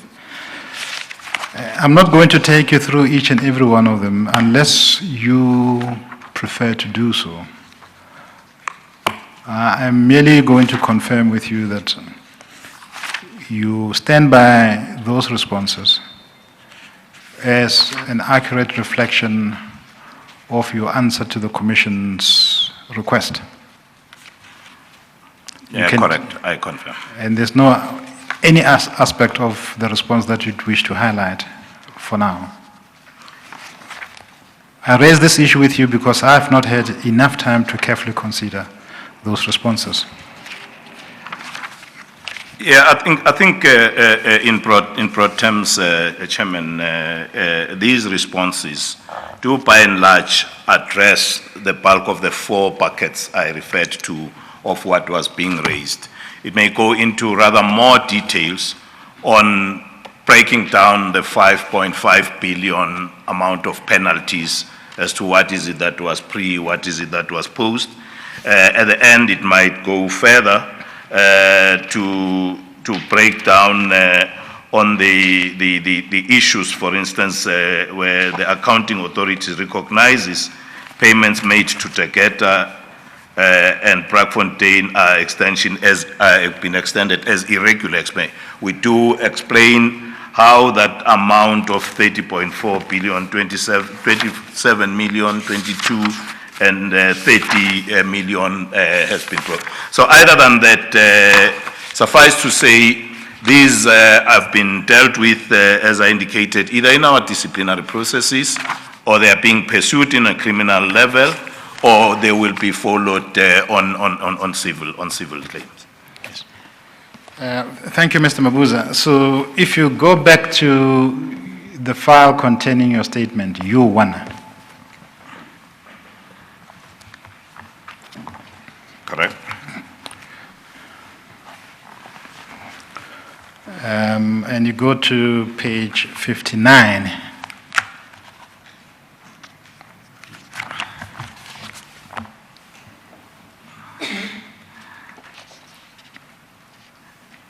Yes, I am on page 59.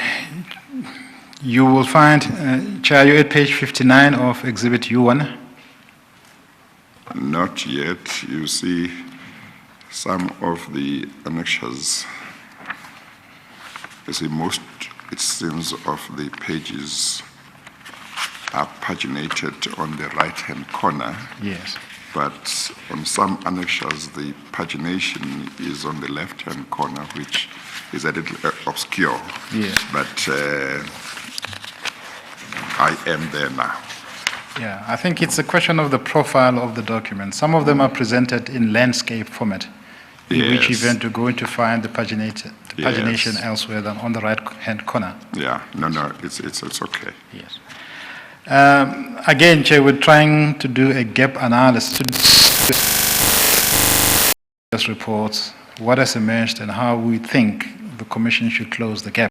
Yes. Mr. Mabuza, remember we were looking at this document in the context of information that you, through the legal team of Eskom, produced for us. The next information that you produced for us, which is not dealt with in detail in your statement, is the guarantee that is referred to in item 220 on page 59. Do you see that? Yeah, correct. The story of that guarantee will be told in due course. I have taken you through the list of questions and answers which indicate who from Eskom side will tell that story. But for now, and for the purposes of closing the gap as far as your board is concerned, you are aware of that guarantee as the board. Yes. And I suppose you are aware that, let me not ask you a leading question. What is the status of that guarantee? Do you know what is happening about it? The guarantee clearly lapsed long before we got in office, but we are aware about the circumstances behind that guarantee. We remain curious about how does a supposed recipient of coal gives guarantee to a supplier. Yes. That's the one part. So we also are gotten access to material and information that speaks that comes out of the various hearings and disciplinary hearings that outside of here we, as an individual, I can join dots where the guarantee expires and where a prepayment kicks in, and we can surmise as to why, but we remain curious. Yes. Well, one of the points that I would like you to deal with as the new board relating to that guarantee is this, and it arises from a public explanation that Eskom has not suffered any loss because the guarantee was not used, no drawdowns were made from it by the time it had expired. Those are some of the publicly made explanations in relation to that guarantee. What I want to understand from you is, has Eskom interrogated, firstly, whether or not it was required to pay a guarantee fee to the bank that maintained that guarantee on behalf of or for the benefit of Tegeta? As I indicated, I don't think this board would have agreed to provide a guarantee to a supplier. I also do know that a previous board did authorize that this guarantee be done. So I can only say, I don't know what was in that board's head to do that. I wouldn't. I also think it's incorrect to say Eskom has not suffered because the guarantee did lapse. Eskom has definitely suffered, reputation at least, from the very curiosity that arises from providing a guarantee to a supplier.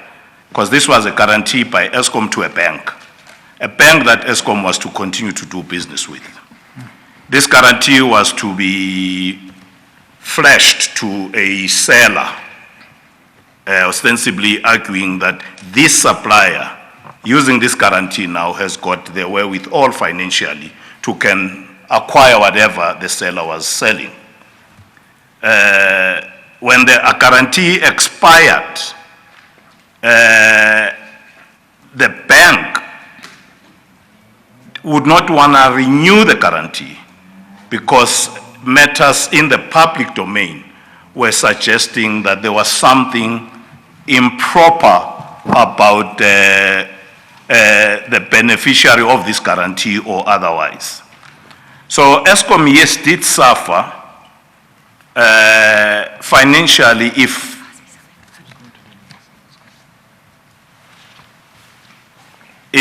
nothing else, the amount of guarantee fees totaling to just around 650,000 or so that it had to pay per quarter whilst the guarantee was still in place. Who would have to pay that amount? Eskom.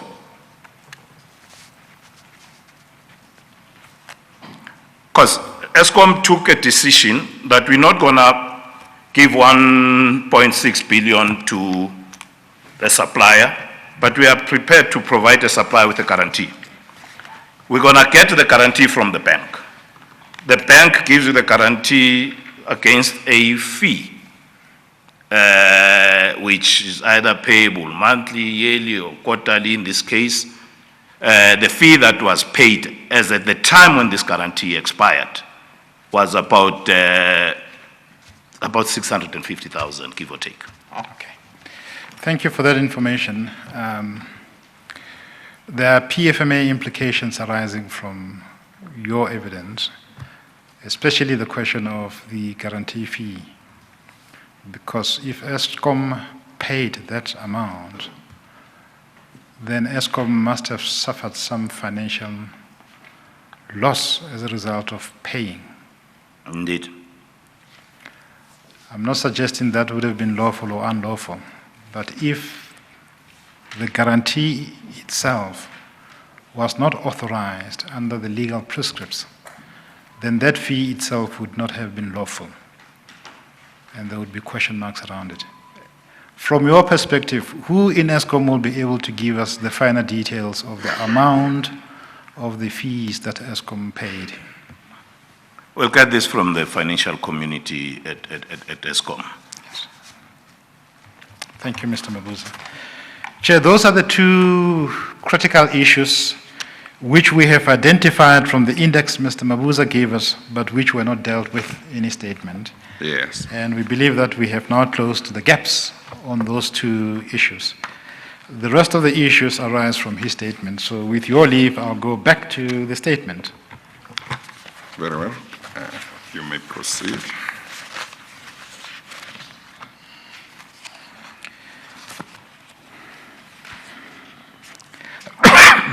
Mr. Mabuza, I'm sorry.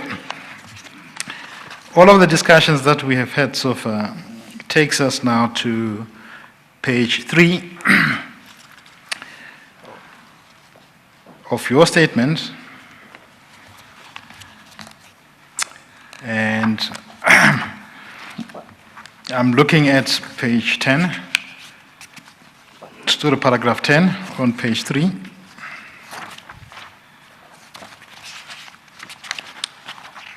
And I think you can confirm in regard to that paragraph that the 20th is the Have key you got date. the right file, Mr. Mabuza? Yes, I do. Oh, okay. Page 3, paragraph 10.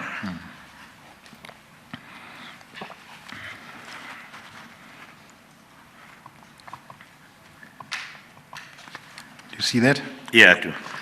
So we can confirm that the date is 20th, not 19. We can confirm that should it be the 22nd? The No, 22nd. 22nd. Thank you. It's the 19th when I got the call. Yes. The board was appointed on the 22nd. And what, do you recall when, for the first time, did you meet as a new board?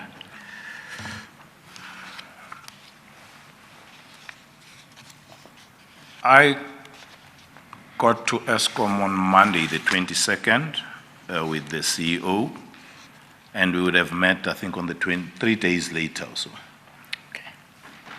as a board. We will then work with that timeline. I am going to skip paragraphs 12 to 14 because you're going to discuss some of those general indications about what your board had to deal with more in detail later on, unless you want to reflect on them for the purposes of your evidence at this stage.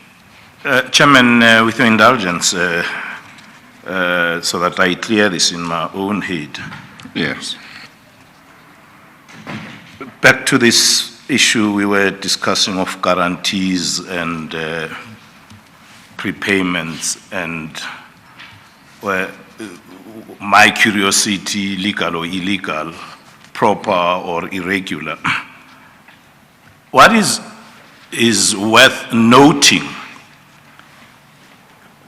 people in office, duly authorized people, people with the requisite authority, to the extent of board members, chairs of board, office bearers, chief executives, CFOs, heads of procurement. These are people that had the authority. The authority they did not have is to do things that are illegal or irregular, but they had the authority to do things. So I hope somewhere in the course of the work of the commission, we will settle at a point where there is an understanding and an appreciation by office bearers that you have authority, but you don't have authority to do anything, including things that are illegal. Because these are decisions that were taken by duly authorized people in structures with the attendant authorities that goes with their office. But what they did do,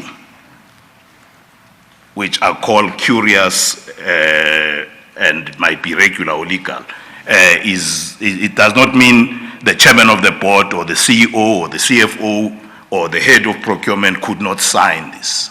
So it's important that hopefully somewhere in the work of the commission, we will reach a landing where office bearers, particularly in state-owned entities, as we deal with the mandate of your commission chair, there would be an appreciation of that. Yes. Basically, or at least in part, what you are talking about is the use of one's authority for the purpose for which one was given that authority, and the abuse of authority that one may have. At least in part, that's what you're talking That's about. it, Chairman. Yeah. Thank you. Okay. Yes. Then we're grateful for that guidance. At paragraph 16 on page 5,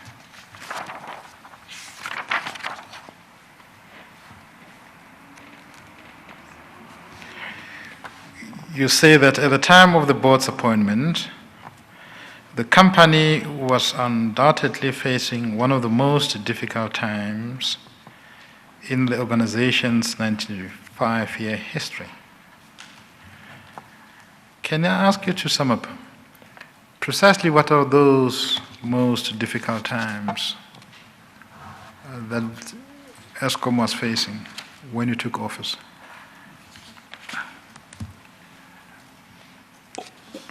When we took office, as I got to know later, that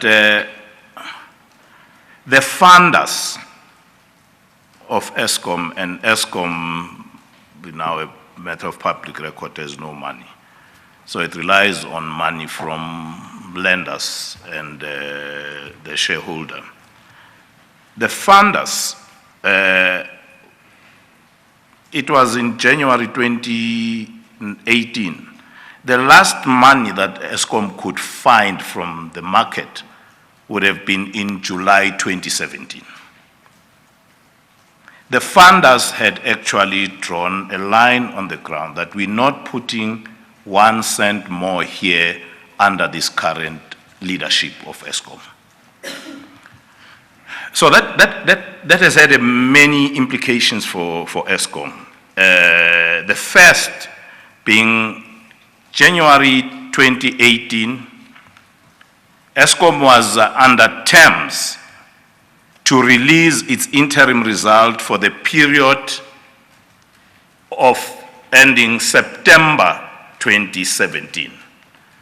The JSE had indicated it would delist Eskom's bonds if by a certain date they don't publish those results. The auditors would not sign on these results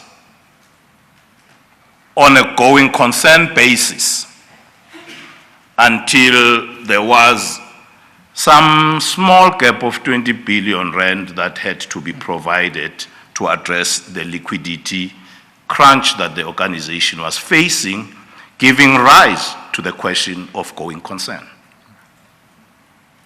So you don't have your results on the basis of which people can give you money to see where you stand.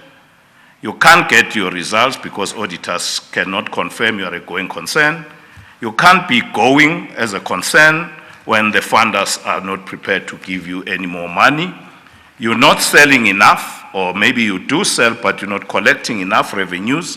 So that was, and this is an organization that at one stage had a better rating, credit rating than the sovereign. This is an organization that at one stage was one of the top 5 in the world of utilities. So we've got to see this in the context. Needless to say, this is an organization whose survival is so systemic in the socio-economic fabric of our society. So that was the one issue that it faced. All what we knew about was there was a lot of graft, a lot of malfeasance. Indeed, it was the main theater where corruption, state capture was taking place. So the morale was low. People were not too proud to be associated with this organization. So here's this board comes in. That is the backdrop. So we had to do a few things soonest. The one was to get those results, which we finally did, albeit with the various reportable irregularities. 2, there was sufficient, I would imagine, confidence in this board led by this taxi driver that whilst they don't know the difference between electricity, megawatts or kilowatts, what they do have is sufficient integrity, ethical standing that the funders could at least have confidence that they won't steal our money. They might not be able to turn a turbine, but they won't steal our money. So the funders was with a certain level of confidence prepared to give us what we call as our bridge to bond, because we're only going to be going out to on a bond fundraising September, later in the year, but we had this 20 billion rand gap that we had to fill. So I and the chairman of audits in Mabaso had to go and meet the funders, look them in the eye. I met the vice president of the World Bank, which had met our deputy president at the time and had indicated to him that they will pull the plug on funding Eskom from the World Bank. And we all know what that ripple effect would have been. So the funders, against the little credibility we had and believed that we could clean up, stabilize this patient, were prepared to give us the bond. We released the results.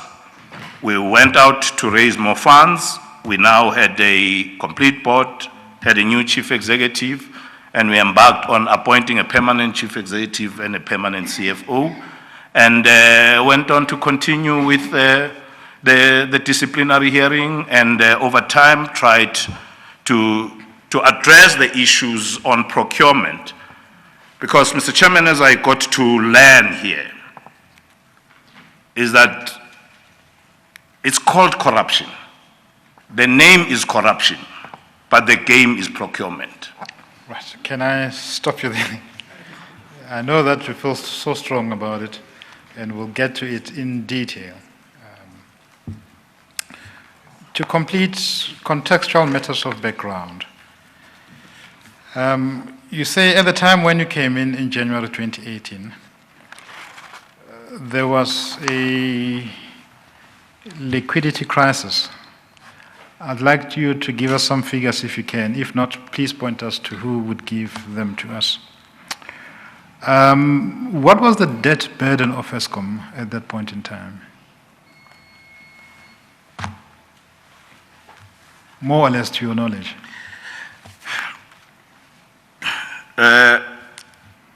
Without the CFO of Eskom, and see it from whence it comes, Eskom generates, give or take, about 180 billion rand in revenues,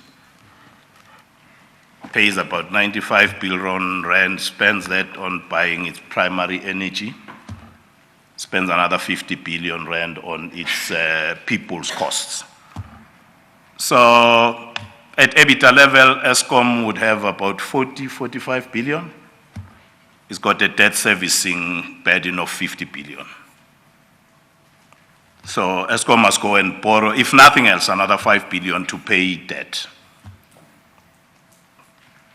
Right. Do you know how much of the government guarantees were extended to Eskom when you came into office to back up its debt burden to the funders? Eskom had a guarantee of about 350 billion. I would say by that time, it would have had about 115 or so of unutilized guarantee. Now, the way these smart people that spent longer time at school than I did say that you've got a guarantee of 350. Some of that is already been committed and used. Some of it is committed but not yet used. So there would have been maybe in round numbers 100 billion that was not yet used. But the guarantee is quite specific. The guarantee is for capital project, for nothing else, not for operating expenses. So it was, as I said, around 100 billion that might not have been used. I could be wrong by 15 billion or so. But it's all relative in Eskom. 15 billion is a small number.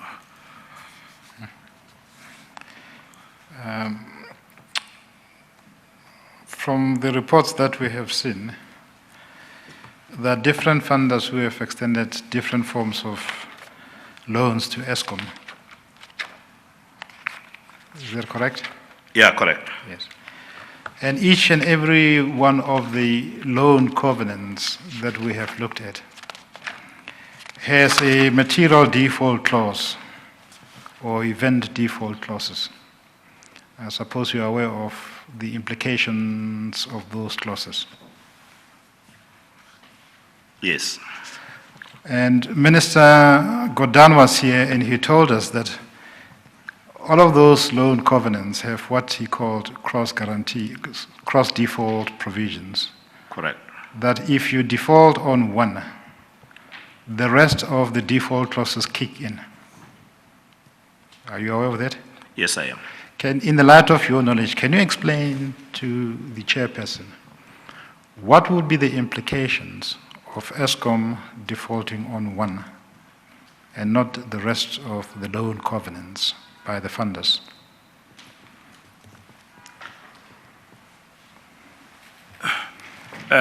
Chairman, as Advocate Malika has explained, these are not only cross-default within Eskom, they are cross-default in the sovereign. So a breach of any of the covenants within Eskom, the fatal effect of it, it's not only within Eskom, not that Eskom has got no fatal effect on the economy and on the country. All debts come up for cross defaults, whether they are sitting in Tinel or in SAA, or we had the Minister of Finance telling us that we've got to borrow 1.5 billion every day even those kind of borrowings come up for having been affected by these cross defaults. So, in other words, a failure on the part of Eskom, and indeed on the part of any SOE that may have been issued with a guarantee, is for all intents and purposes quite disastrous for the sovereign. For the country. For the country, yeah. Even the guarantees themselves, Chairman, I mean, if we said it's 350, that would be 350 out of maybe 600 billion of Yes. all guarantees. Yes, yes. Which is about half of the GDP. So the point I'm trying to make is, it's I don't have the English word, only Afrikaners have got a nice way to can describe it, but I can't say it here. It's fatal. Yeah. It's fatal for the country, Yeah. not only for the economy, for the country. Yes.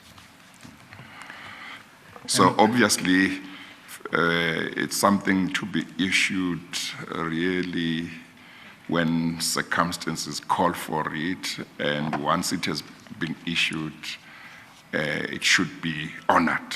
The debt has got the obligations that the SOE concerned must make sure it honors those obligations, because the country can't afford a breach of those obligations with the consequences that you have just told us for the country. Yes, Mr. Chairman, but more importantly, for people that are in charge of running this entity need to understand and appreciate Yes. what Advocate Malika called the responsibility and Yes. integrity. Yes. Yeah, they need to understand what turns on the decisions and the authorities that they have. But for the record to date, Eskom has not yet defaulted. Yeah. Thank you. The one contextual issue that I'd like to clear up, now that we understand the extent of the burden of the debt and the backup guarantees that provided comfort to the funders. You talked about the fact that there was a liquidity crisis in Eskom. My simple understanding of the meaning of that term of art is that you don't have money to pay for your debts as and when they fall due. You don't have sufficient money in your bank to plan properly for your business operating expenditures. Would that be consistent with your understanding? Yeah, as it says, the cash has run dry, so no liquidity. Yes. What was the extent of the liquidity crunch at Eskom at the point in time when you assumed office, if you are aware? You have mentioned the figure of 2 billion. I'm not too sure that was the 20. 20 billion. 20 billion. Yeah. Okay. We needed cash injection of 20 billion that would take us through to August, September, which was the time we would next be able to go and meet funders, one, to report about the past. Hopefully the picture is such that it gives them hope that we will be able, willing and available to pay in the future. Yes. And you needed did you say you needed 5 billion in order for the auditors to confirm that you were going concern? No, Chairman, I said the auditors would not sign the financial statements. Oh, okay. No, they wouldn't until they were, if they had to sign, they would have to say this company should not be relied on as a going concern. So don't trade with them. Yes, so we no, had I to accept produce that, yeah. the results. Yes. But to produce the results, we had to demonstrate that there is funds in the company for it to be able to trade beyond September 2017. Oh, Albeit it's now March or February or so of 2018. Okay, and that's the 20 billion. And plus the 20 billion was put in Oh, place. I thought you mentioned 5 billion in connection with being able to get the auditors to. No, the 5 billion, Mr. Chairman, I raised in the context of the gap between what Eskom generates of its own, being Yes. 45 billion, Yes. and the 50 billion it has to pay to service its debt Oh, on an okay. ongoing basis. Okay, So between the 50 and the 45, there's Yeah. the 5. So they must Yes. go and borrow from someone else Yes. to can pay Yeah. this one other 45% billion Yes. creditor. Okay, thank you. There are 2 points there, Mr. Mabuza, in relation to your evidence. The one is the audited financial statements were historical in terms of reporting on the financial condition of Eskom for the previous year of operation, in other words, 2016, 2017. Correct. And the expression of going concern opinion by the auditors is forward-looking. Correct. Do you agree with that? Correct. That you do have some money in your kitty to pay for your obligations going forward? Correct. Yes. When I look at paragraph 17 on page 6,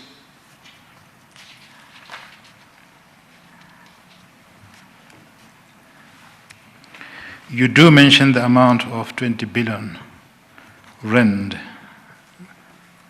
and that's the issue you have already dealt with. Do you agree? I do. Okay. Now, you have mentioned the question of the possible JSE delisting of Eskom bonds. You do deal with that issue in paragraph 18.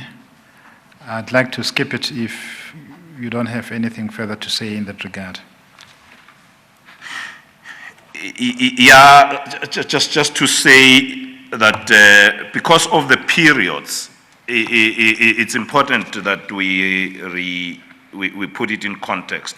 The financial years at Eskom runs to March, am I right? Yes. Runs from April to March, which therefore means their interim is the period ended 31st September 2017. When we got to office in March, in February, end of January 2018, we had 60 days before the end of that particular financial year, which would have been March 2018. So the results that were not yet released were for the period ended September. And the reason they were not released was because there were issues of going concern. But the results for the period prior to that, which would have been March 2017 for the full year of 2016-2017, when they were released, they had qualifications, both of the international financial reporting statements sense, and indeed in terms of the PFMA. So these results, the significance of getting these results was what has, because auditors, when they audit you next time, they want to know how did you deal with the previous issues that were raised on the previous financial. So the reason this could not be released, issues that were carried forward did not seem to have been, and in a related manner, the discussion we're having about the remedial action was raised in the previous era. As it turns out, some, if not most, have not yet been addressed. So the question of the going concern has to be seen in the context that we had to release those results and a month later come to the end of the financial year, which we would need those results audited so that we can take those results to the bond markets. Because the timing of when you are going to go and raise funds is assumed that you will go in August, you would have had your financials audited around May, June of 2018. You'd have enough time to do your roadshows and then go and raise money. But we were still stuck in September 2017, except that the calendar was saying it's March 2018. So this going concern has to be seen in that concern. You're right, Advocate Malika, it's going forward. So we were already forward without confirmation that we would get forward. Yes. I mean, we have read the report of Parliament, which makes it quite clear that a major issue in relation to the 2017, March 2017 audited financial statements, insofar as the PFMA is concerned, related to all manner of unauthorized, fruitless, and wasteful expenditure, which were marked out by the auditors. What's your recollection on that score?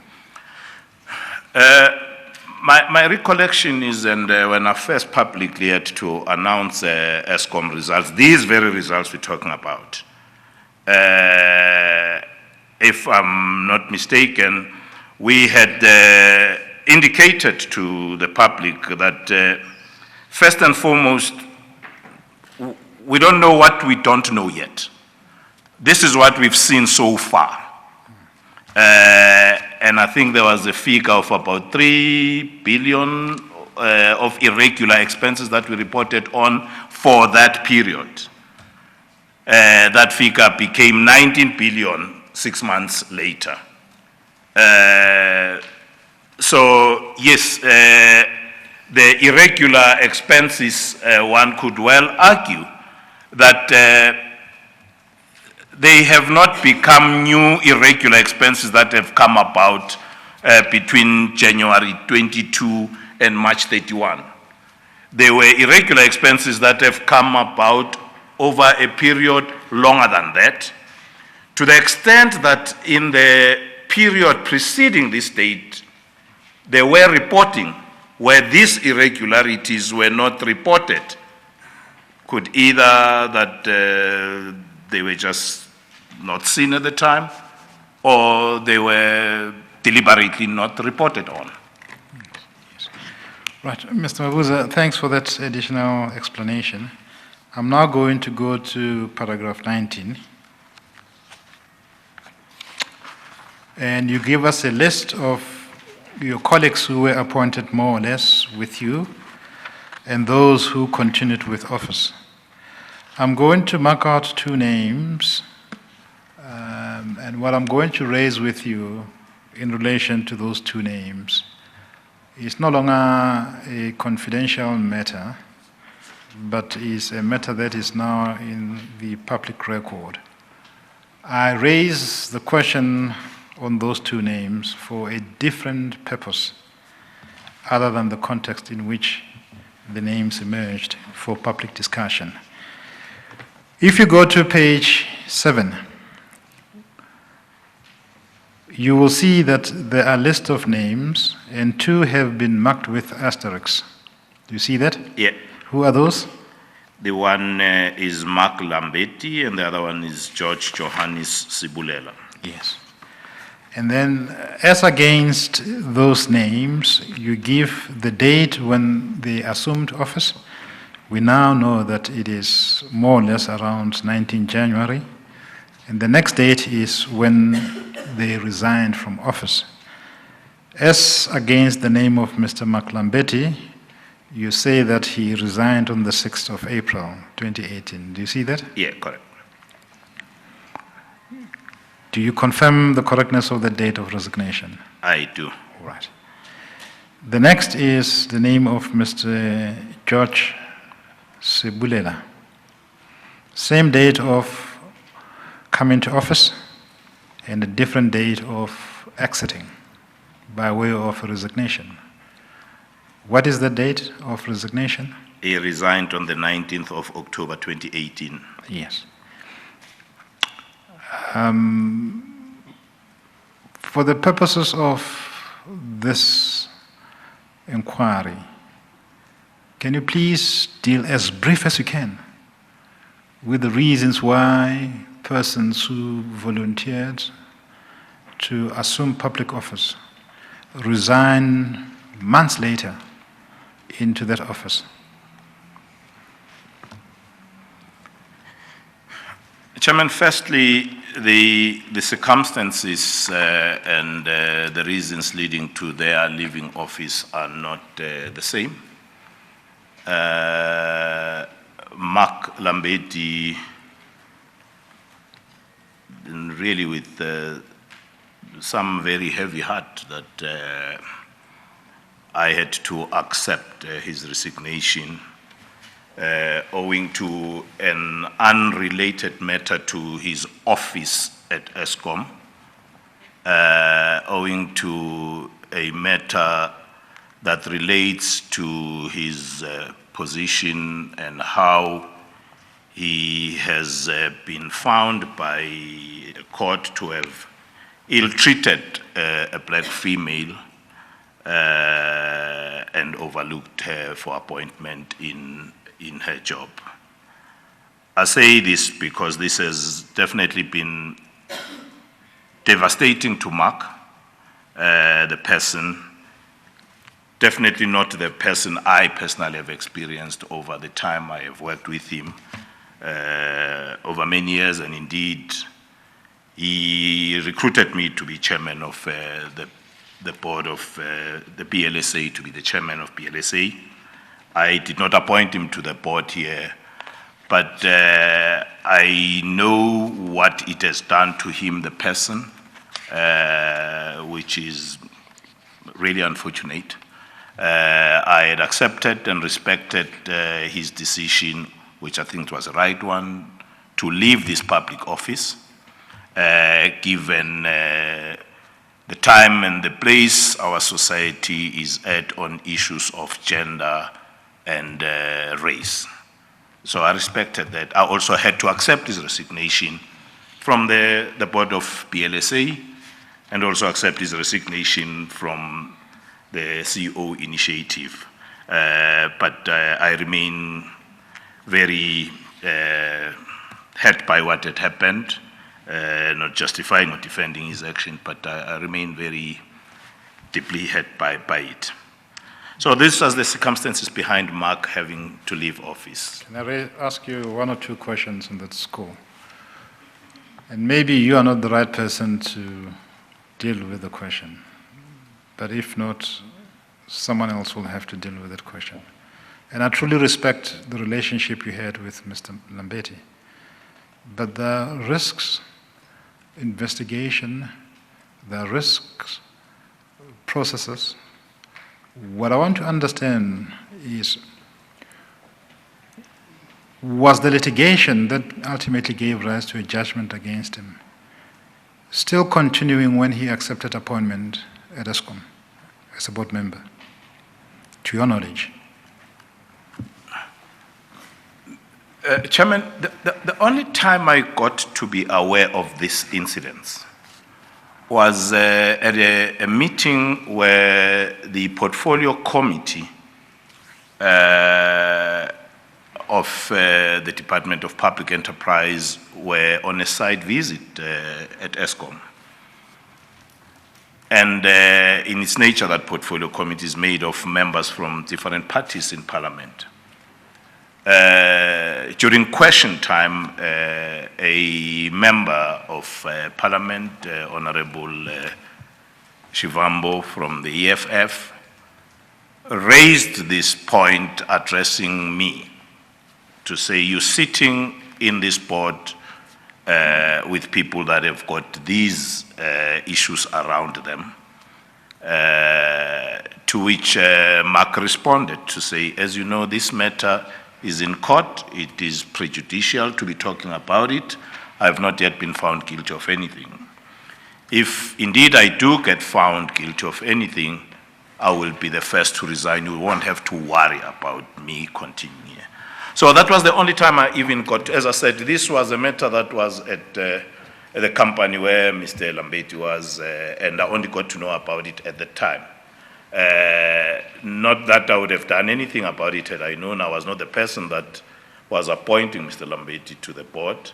The earlier point I made that I was invited to a board that had members already been appointed. Yes. I was asked to chair it. So that's all. The rest is what I knew after that, as I was dealing with it as chairman of Eskom, and as I was dealing with his resignation as chairman of PLSA. So I take it from your answer that you became aware before he resigned of that litigation? That correct. Yes. And the company you're talking about, for the record, is Imperial Holdings. Holdings, correct. Chair, it's almost 1 o'clock. We're going to get to another detailed topic. Yes. Okay, we are going to adjourn. We're going to take the lunch break, and we will resume at 2 o'clock. The commission adjourns. All right.